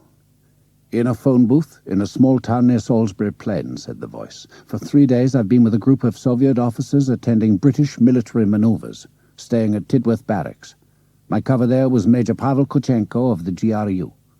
If I'm not back within 1 hour, I cannot go back at all. You have 30 minutes to give me your decision." "Okay, Colonel," said Roth. "I'll go with it, so far. I want you to call me back in 15 minutes. The line will be clear. You'll have your answer." 15 minutes, said the voice. Then I walk back. Roth's mind was racing. Men spent their entire working lives in the agency and never smelled a Soviet defector. But all field operatives were briefed and lectured and trained to be aware of the constant possibility of a Soviet defection. Most came after initial approaches. Occasionally, Roth knew, just occasionally, you got what is called a walk-in. And here was one. A man claiming to be a full colonel of KGB. 7:05. 2:05 in Washington. Everyone asleep. He ought to call his boss, but there wasn't time. Roth flipped open a wall cabinet to reveal his private computer. He swiftly tapped himself into the American Embassy mainframe, put the computer into encrypted mode, and asked, "Who is Pyotr Alexandrovich Orlov?" Moments later, letters in green began to flash up on Roth's small screen. Pyotr Alexandrovich Orlov, KGB, full colonel, past 4 years believed in 3rd Directorate, believed masquerading as GRU Major inside Red Army, Joint Planning Moscow, previous posting known as Ops Planning Moscow Center and 1st Chief Directorate, Illegals Directorate. Roth whistled and shut down his machine. He checked his watch. 7:14. No time to call Langley. Less than 60 seconds to decide. The phone rang. "Mr. Roth, there is a bus outside the phone booth taking civilian cleaning staff to Tidworth Barracks. I can just get back in time if I have to." Roth took a deep breath. Career on the line, boy. "Okay, Colonel Orlov. We'll take you. I'll contact my British—" "No," the voice broke in, harsh, brooking no opposition. "I come to the Americans only. That is the deal, Mr. Roth. Now look, Colonel—" "No, Mr. Roth. I want you to pick me up yourself in 2 hours. The forecourt of Andover Railway Station. Then to Upper Hayford U.S. Air Force Base. You get me on a transport to America. It is the only deal I will take." Roth entered the forecourt of the railway station at 9:10. Travellers hurried into the station concourse. One man did not move. He wore a tweed jacket and leaned against a wall, scanning a morning paper. Roth approached him. "I think you must be the man I've come to meet," he said quietly. The reader looked up, calm grey eyes, a hard face in its mid-40s. "That depends if you have identification," he said. It was the same voice as the one on the phone. Roth tendered his CIA pass. Orlov studied it and nodded. That afternoon at 3 p.m., a flight out of Upper Hayford to Andrews Air Force Base had 2 extra passengers. That was 5 hours after everything had hit the fan from Tidworth to London and back. Major Kuchenko was gone. It had been confirmed, had probably walked off in a white tracksuit stolen from Colonel Arbuthnot. The British general raised the Chief of Staff in London and gave him a complete situation report. Another report went from the senior watcher to his superiors in the security service. In Century House, Timothy Edwards took a call and was able to deny that the SIS had had anything to do with it. During the lunch hour, the Soviet ambassador lodged a vigorous protest with the British Foreign Office, alleging kidnapping, and demanded immediate access to Major Kuchenko. Long before midday, the rage of the Russians was being matched by the puzzlement of the British. Bill Carver, the CIA station head in London, was in an impossible position. Roth had been forced to contact Langley from the airbase to get clearance on the United States Air Force flight. Langley had informed Carver. Carver made himself unavailable all morning, then asked for an urgent meeting with Timothy Edwards at 3 p.m., which was granted. Carver told Edwards that Roth had been given no choice, but to take Kuchenko Orlov at 0 notice or to let him go back, and that Orlov would absolutely only come to the Americans. Edwards remained cool and offended. He had long since checked with Sam Macready and knew exactly who Orloff was. Privately, he knew he would have done exactly as Roth had done, given the opportunity for such a prize. In Moscow, a blazing row raged between the KGB, who accused the GRU of not exercising sufficient vigilance, and the GRU, who accused the KGB of having treasonous officers on its staff. In Washington, the director of the CIA took an angry call from the Secretary of State, who had received a deeply pained telegram from the British Foreign Secretary over the handling of the matter. As he put the phone down, the director looked across at two men, the deputy director and the head of special projects, Calvin Bailey. "We've upset the Brits pretty badly," he said. "Are you taking responsibility for Roth? For better, for worse?" "I will," said Bailey. "Now we have to see what we've got. We won't know until we talk to Orloff. Really talk." When the military air transport flight landed at Andrews, Bailey met Orloff, nodded coolly, saw the Russian into one of the waiting cars, then turned to Roth. "I'm giving him to you. You brought him out, you debrief him. He'll be more relaxed with you. Now start with the polygraph, take him to the ranch, Joe. I want it all. As it comes, my eyes only, by hand." The ranch was, and remains, a CIA safe house. A real horse farm in southern Virginia, guarded by teams of very fit young men. Orloff was shown to a comfortable two-room suite. Food was served, and Joe Roth ate with him. "Tomorrow we have to start," he said. "We have to talk. Really talk. You have to tell me many things. Everything, in fact. Over and over again." "Joe," Orloff said with a smile, "I know I have to justify the risk you have taken for me, to get me out. What you call the price of the bride," he added. "Yes?" Roth laughed. In London, Timothy Edwards summoned Sam Macready. "I want to form a small group to have a look at the Orloff product when it reaches us. Bill Carver is pressing Langley to give us the lot." "Orloff could know things specific to us," said the deceiver. "I'd like access, personal access." "That might be hard," mused Edwards, "but I can ask." "You've got the right," insisted Macready. "In the meantime, I'd like to check on Orloff, with Keepsake."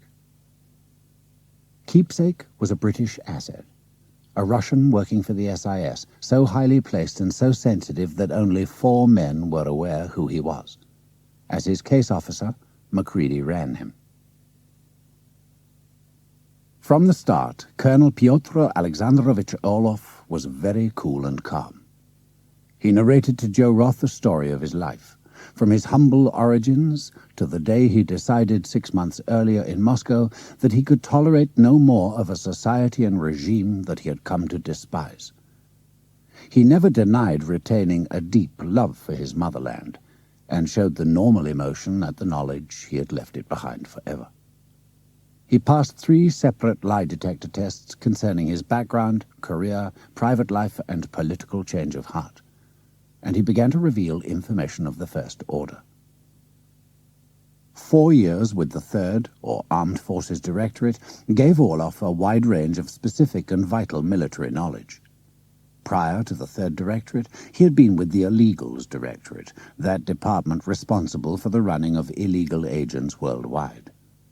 Although his knowledge was 4 years out of date, he seemed to have an encyclopedic memory, and began to blow away the very networks he had once helped establish and run, mainly in Central and South America.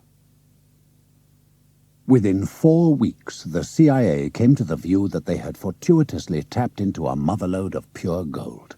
The man's product was fantastic. The glory fell upon the office of the head of special projects which had brought him in, Calvin Bailey. The day after Joe Roth began to share his life with Colonel Orloff, Sam Macready entered the portals of the British Museum and headed for the great reading room. Macready went to a far table largely enclosed by bookshelves. Another man was already there, head bowed over a volume.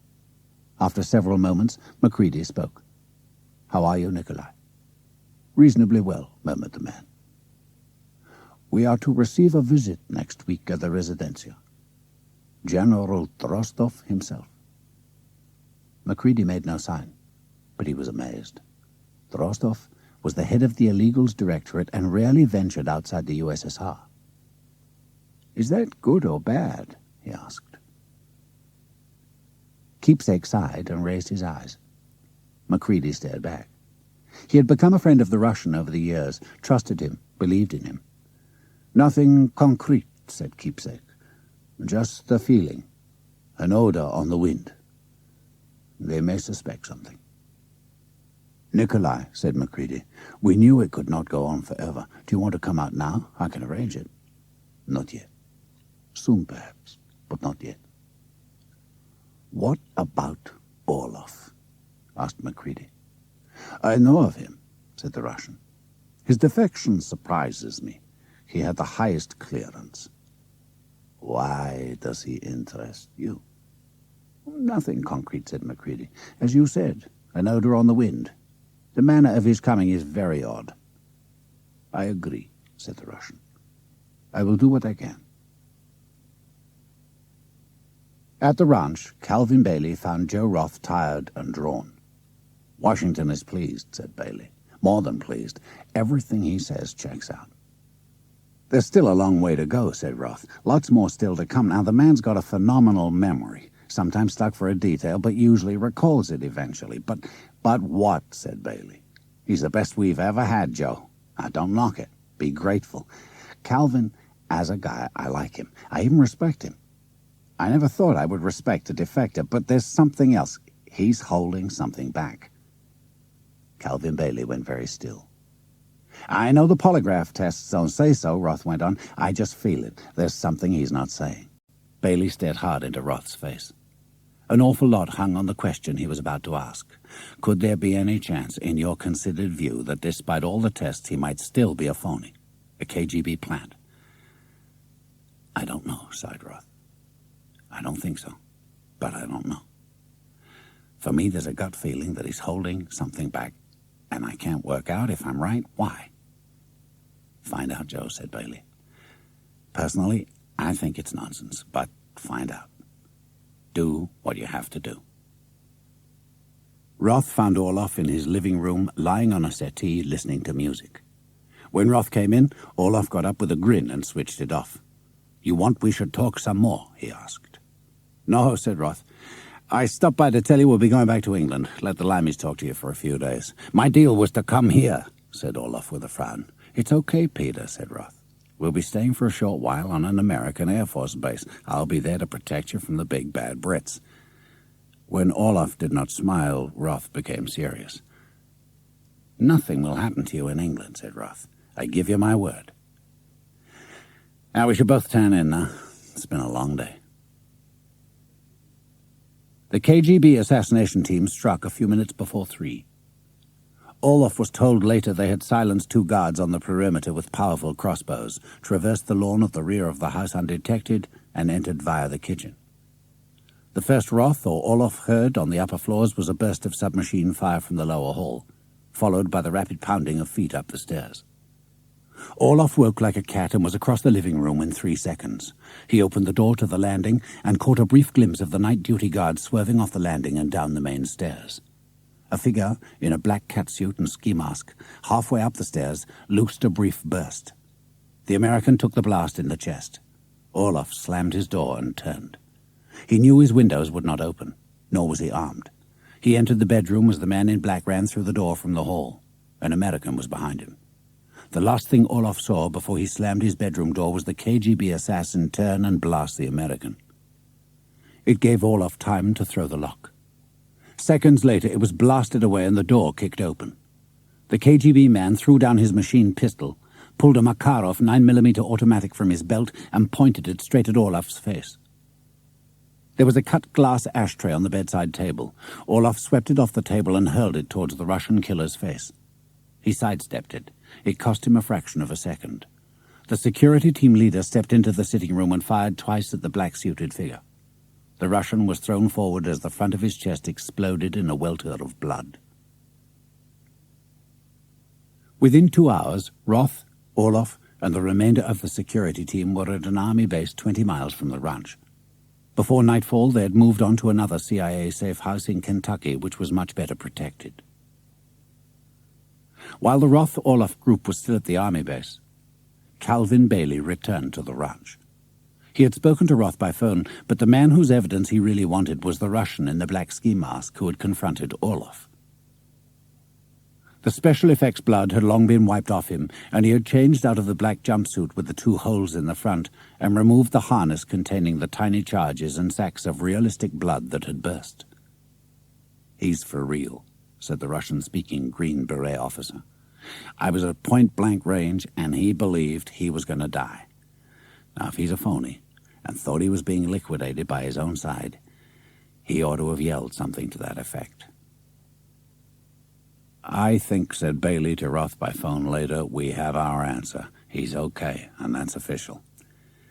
I'll try and get him to recall a name for the Brits. You're flying over next Tuesday." Roth spent 2 days with Orloff going over the sparse details concerning Soviet agents planted in Britain. All he could recall were code names.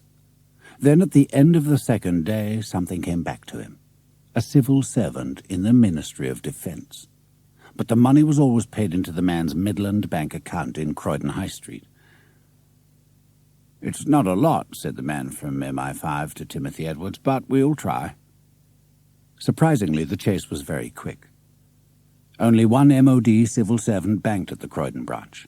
He had 2 accounts and still lived locally. Over the years, a total of £20,000 had been paid into his deposit account, always by him and always in cash. His name was Anthony Milton Rice, a Grade 2 with access to weapons systems and evaluations of new armaments. A conference in Whitehall confirmed there was not enough to hold him, let alone get a conviction. But he would be shadowed. One contact with the Russians, and he would be in the bag. Anthony Milton Rice was a man of routine. On workdays, he left home precisely at 10 to 8. He boarded the same commuter train and rode into London to Victoria Station. The morning after the conference about him, he did exactly as always. A group of youths boarded at Norwood Junction. He noticed them when they entered his carriage, jammed with other commuters.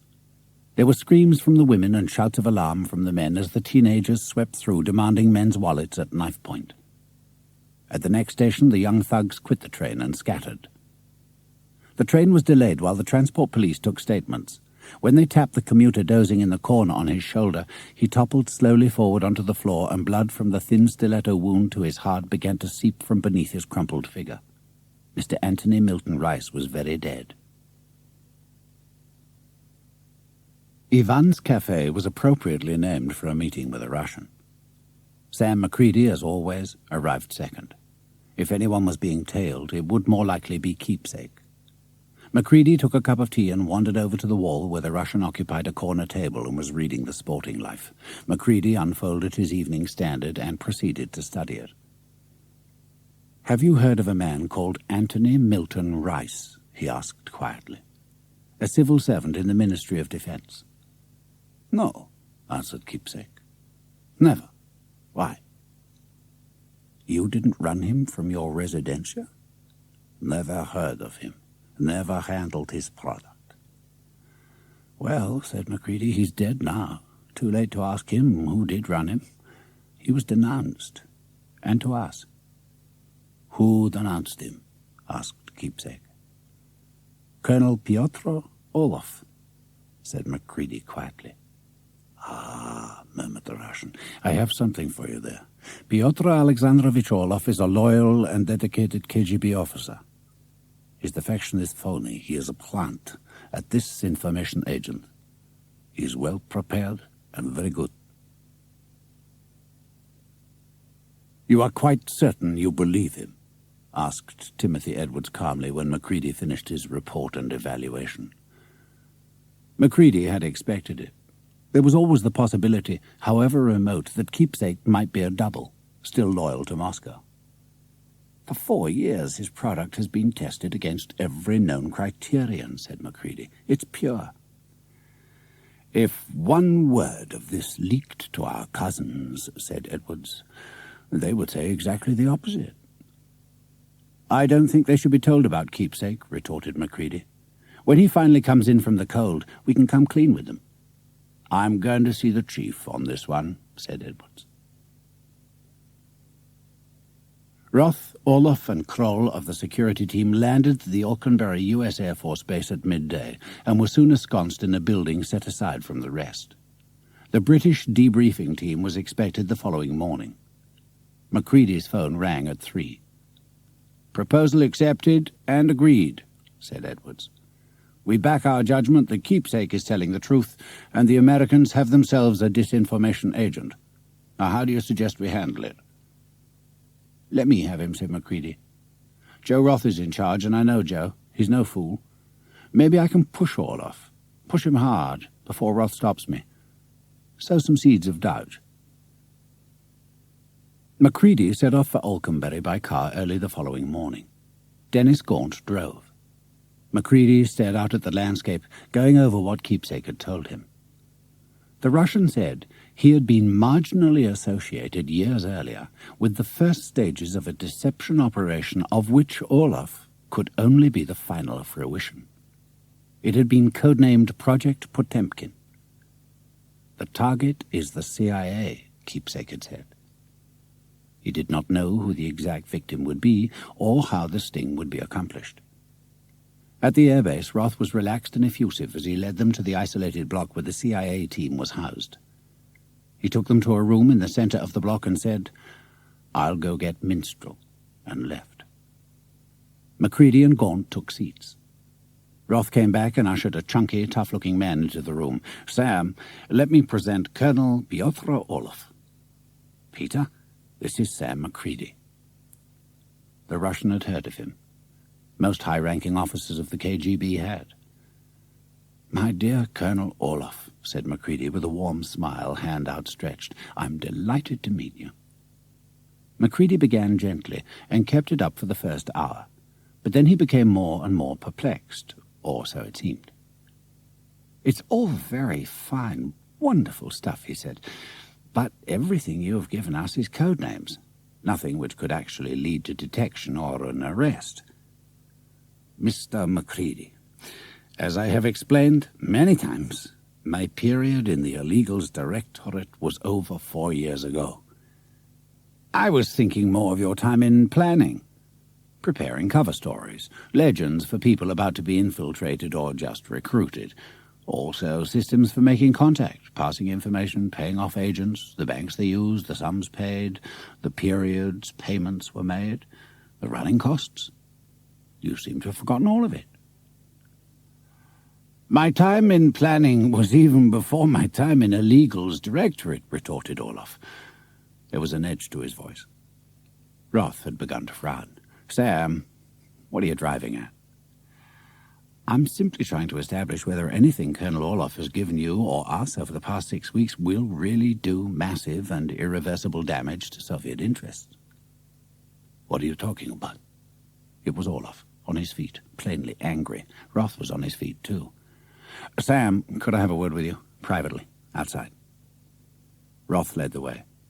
When they were on the lawn, he turned. "Sam," he said tightly, "you're not here to establish Minstrel's bona fides. You're here to share in his product, that's all." "What do you think that product is really worth, Joe?" "A lot. Soviet military deployments, weapons, levels, which can all be changed," broke in Macready, "provided they knew what he was telling you." "My God," said Roth, staring hard. "You think he's a phony, don't you? You think he's a double." Macready could not tell his CIA colleague what Keepsake had told him. "Sam," Keepsake had said, "the new man in Moscow, Gorbachev. He is unusual, very open, very frank. He is really going to try and restructure the whole Soviet economy and society. He will fail, of course, but he will try. He will pull out of Afghanistan, pull back from Europe. All that this Orloff is telling the Americans will be for the archives in 2 years. But the big lie, when it comes, that will be important. Wait for the big lie. The rest is calculated minor sacrifices by the KGB." "I just want to push him hard," Macready told Roth now. "I think he's holding something back. I believe that in your deepest heart you have the same impression." The shaft went home. All right, Roth nodded. We'll ride him hard. He hasn't come here for a vacation. Let's go back. When they resumed, Macready returned to the question of Soviet agents in Britain. One I have already given you, said Orloff. The man they called Agent Juno. We have traced him, said Macready evenly. His name is, or rather was, Anthony Milton Rice. He's dead. I did not know, said Orloff. It has been several years. He didn't die several years ago. He died yesterday morning. Murdered. Liquidated. Just an hour before we could get the surveillance team round him. Roth and Macready were back outside in 2 minutes. What the fuck do you think you're playing at? Roth shouted. I wanted to see Orloff's reaction, said Macready bluntly. There wasn't one. Tell me, what happens to Minstrel's product?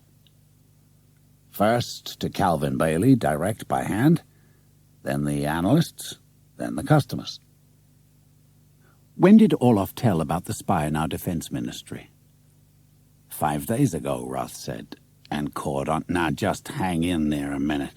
Either it was a remarkable coincidence, continued Macready, or someone between you and the teletype operator leaked. Or it was set up in advance, prepared for a specific hour on a specific day. I don't believe we've got a leak in the agency, said Roth tightly, and I don't believe Orloff is a phony. They went back in.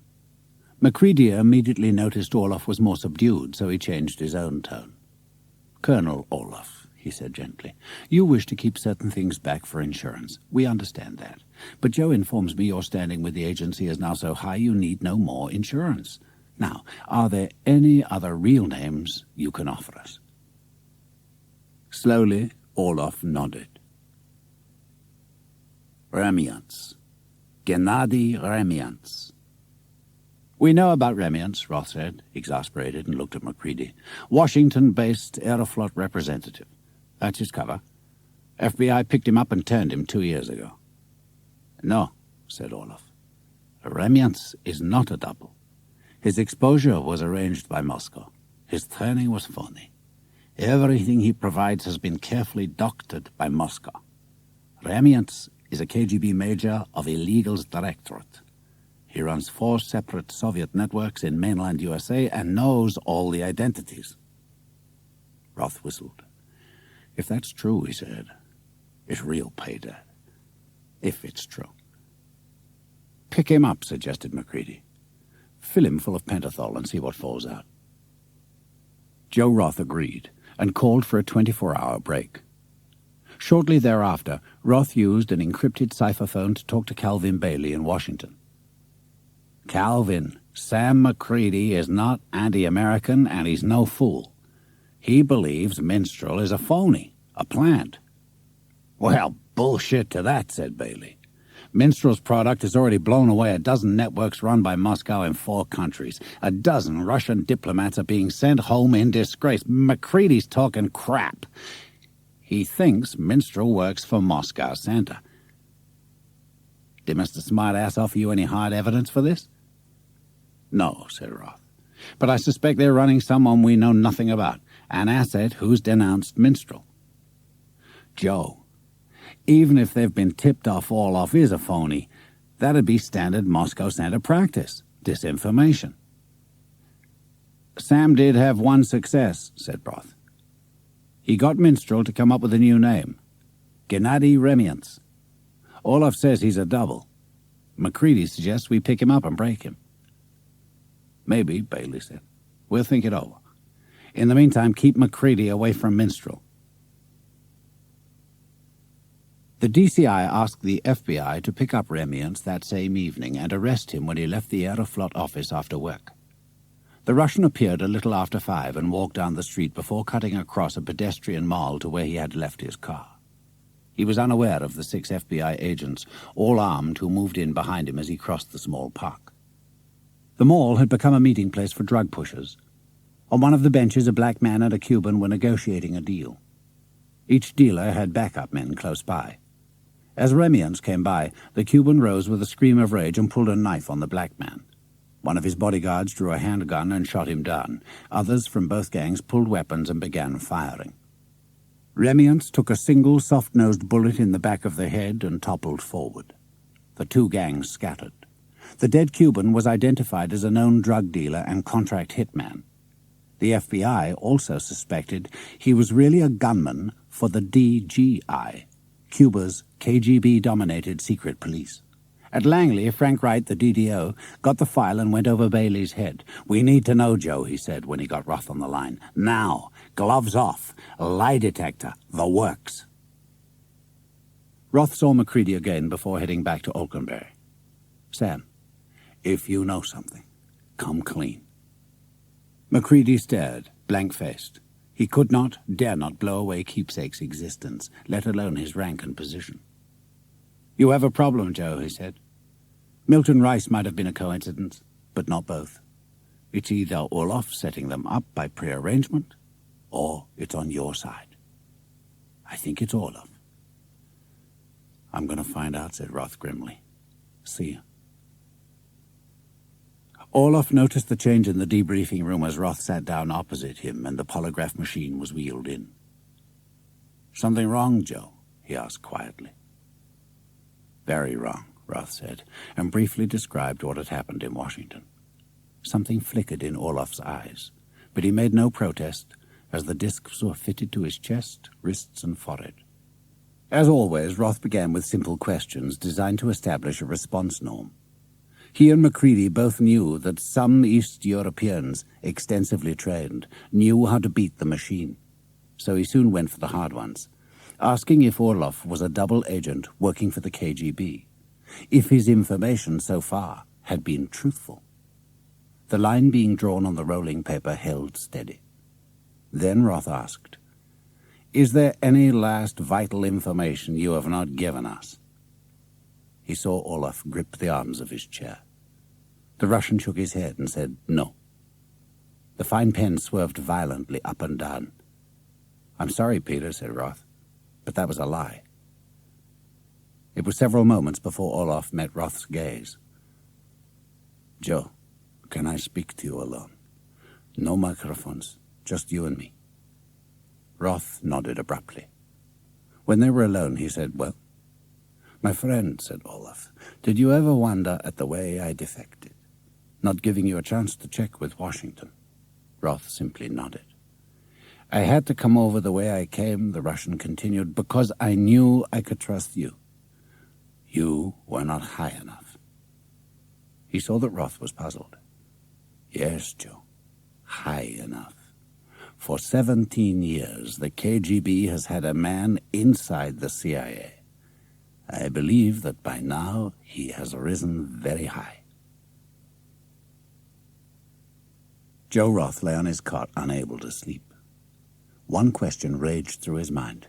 Who the hell can I go to? Just before dawn, he made up his mind, rose, dressed, and packed a suitcase. It was dusk when he landed at Washington National, traveling under a false name. He rented a car and drove into Georgetown. The house he sought differed from the others nearby only by extensive security systems that scanned the street and all approaches to the house. Roth was intercepted as he walked across the road towards the portico. He flashed his CIA pass. At the door, he passed a message for the man he had come to see. Minutes later, he was admitted and shown into the library. The Director of Central Intelligence was waiting for him. He gestured Roth to sit down and quietly asked for the meaning of the visit. Carefully, Roth told him. He finished by explaining how he had come straight here on a false passport, telling no one. "I didn't know who else to come to," he said. "Olaf said it's been 17 years. All my superior officers, right up to Frank Wright, have been with the agency that long." The DCI sat lost in thought. Finally, the old man said, "We need the Office of Security, but not the chief. No doubt he's totally loyal, but he's a 25-year man. I'll send him on vacation. There's a bright young man who works as his deputy." Max Kellogg arrived at midnight, flustered and apprehensive. When Roth had repeated his story and the lawyer understood he had been chosen because he had been with the agency only 15 years, the DCI said, "As of now, you two work for me. Only for me. Report direct. No cutouts. I'll handle this end. Roth and Kellogg were tired when their flight arrived back at Alconbury, but they hardly paused to wash and brush up before going to Colonel Orloff's room.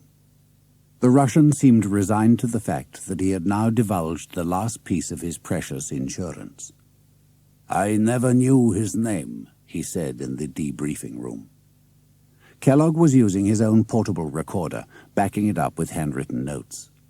"He was known only as Agent Sparrowhawk and was run personally by General Drozhdov.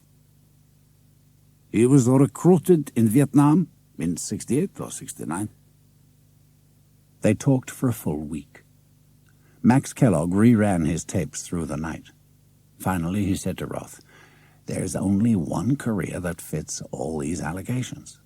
I don't know whose it is, but the records will prove it. It's a question of cross-checking now." Macready met with Keepsake the day Max Kellogg flew back to Washington. "I think a security investigation has been started," said the Russian. "Probably of all our embassies in Western Europe. Sooner or later, it will narrow to the London embassy. If I could give them something really useful, some good news about Olaf, for example, it would help my situation." "How are things with him?" he asked. "Everything's gone quiet," said Macready. "I had one half-day with him, got nowhere, and they won't let me back at him. It's been a week, total silence." "Then he has produced the big lie," said Keepsake. "The one he came to produce." "Any idea what it could be?" asked Macready. "There are two things the KGB has always lusted after. One is to start a major war between the CIA and the SIS. "No," said Macready, "they're being very polite. Then it is the other, to tear the CIA apart from the inside, set colleague against colleague. Orlov will denounce someone as a KGB agent inside the CIA. It will be an effective accusation. Look for the man to whom the CIA suddenly grows cold. That will be the man, and he will be innocent." Edwards was aghast. Let Moscow know that Orlov is now based at Alconbury? Why, in heaven's name, do that? "A test," said Macready. "I believe in Keepsake. I think Orlov is a phony. If Moscow doesn't react, makes no attempt to get him, that will be proof, and even the Americans will believe that." "Or if by chance they attack and kill Orlov?" asked Edwards. "You're going to be the one to tell Calvin Bailey?" "They won't," said Macready, "not as night follows day. By the way, Bailey's coming here, on vacation, with wife and daughter. I'd like the firm to offer some hospitality. He's an opera buff. Get him tickets for Covent Garden, Glyndebourne." 2 nights later, Max Kellogg sat with the DCI in the latter's library, with his files and his notes, copies of European bank drafts, signatures, and photographs, and he talked. When he finished, the DCI asked, "There can be no doubt?" Kellogg shook his head. "This is one shrewd, skilled, tough, and very experienced operator." When Kellogg had gone, the old man summoned an aide and ordered a coded telegram on an eyes-only basis to be sent to Joe Roth in London. The following day, a message from Cypher was passed on to Sam Macready. The CIA was requesting that during his vacation in Europe, Calvin Bailey have no access to classified information. Macready read it, then used a dead letter drop to get a message to Keepsake asking for a meeting without delay. During lunch, he was informed Joe Roth had left London again, still using the same phony passport. That same evening, Roth was back in the DCI's mansion with the director and Kellogg. "Begin again, Max," said the old man, looking grim. "At the beginning, just the way you told me." When Kellogg finished, when he closed his last file, he was thanked and dismissed. Roth stared at the material in front of him. It was like a jigsaw puzzle, assembled, no piece missing, not even the motive. "What do you think, Joe?" asked the DCI. "You know the British think minstrels are phony," said Roth. "They're full of shit," said the DCI. "They have no proof. This is proof, Joe. Pages and pages of it." Roth continued to stare dumbly at the papers. He felt sick. Quietly he said, "What do you want me to do, sir?" The DCI rose and paced his elegant library. "Well, there can be no arrest and trial," he said. "The trial has been here. The verdict reached. The sentence must be from me, God help me. For the traitor there can be only one verdict, Joe. I cannot expel from my mind the images of the agents blown away, the widows and the orphans. He does not return here, ever. You will return to England, and before he can skip, you will do what has to be done." "I'm not certain I can do that, sir," said Roth. The DCI leaned over and stared into the younger man's eyes. "You will do it, Joe, because it is my order as director, because through our president I speak for this land, and because you will do it for your country." The steamer, crowded with tourists, pulled away from Westminster Pier and began its journey downriver. As it neared mid-river, a man quietly rose and walked to the stern, where he stood gazing down into the churning wake. Minutes later, another man joined him. "How are things at the embassy?" asked Macready. "Not so good," said Keepsake. "The fact of a major counterintelligence operation is confirmed." "How long do you think you've got?" "A few weeks at most. How are things with you?" "Not good. We believe Olaf has denounced Calvin Bailey." Keepsake whistled. "That high. Well, well. Sam, you must persuade them that they are wrong, that Olaf is lying. There is a life at stake here." He saw the doubt in Macready's face. "Yes, your DCI is a passionate man. He will take the option of ensuring silence forever. But of course it will not work. The KGB will ensure the rumors start soon after.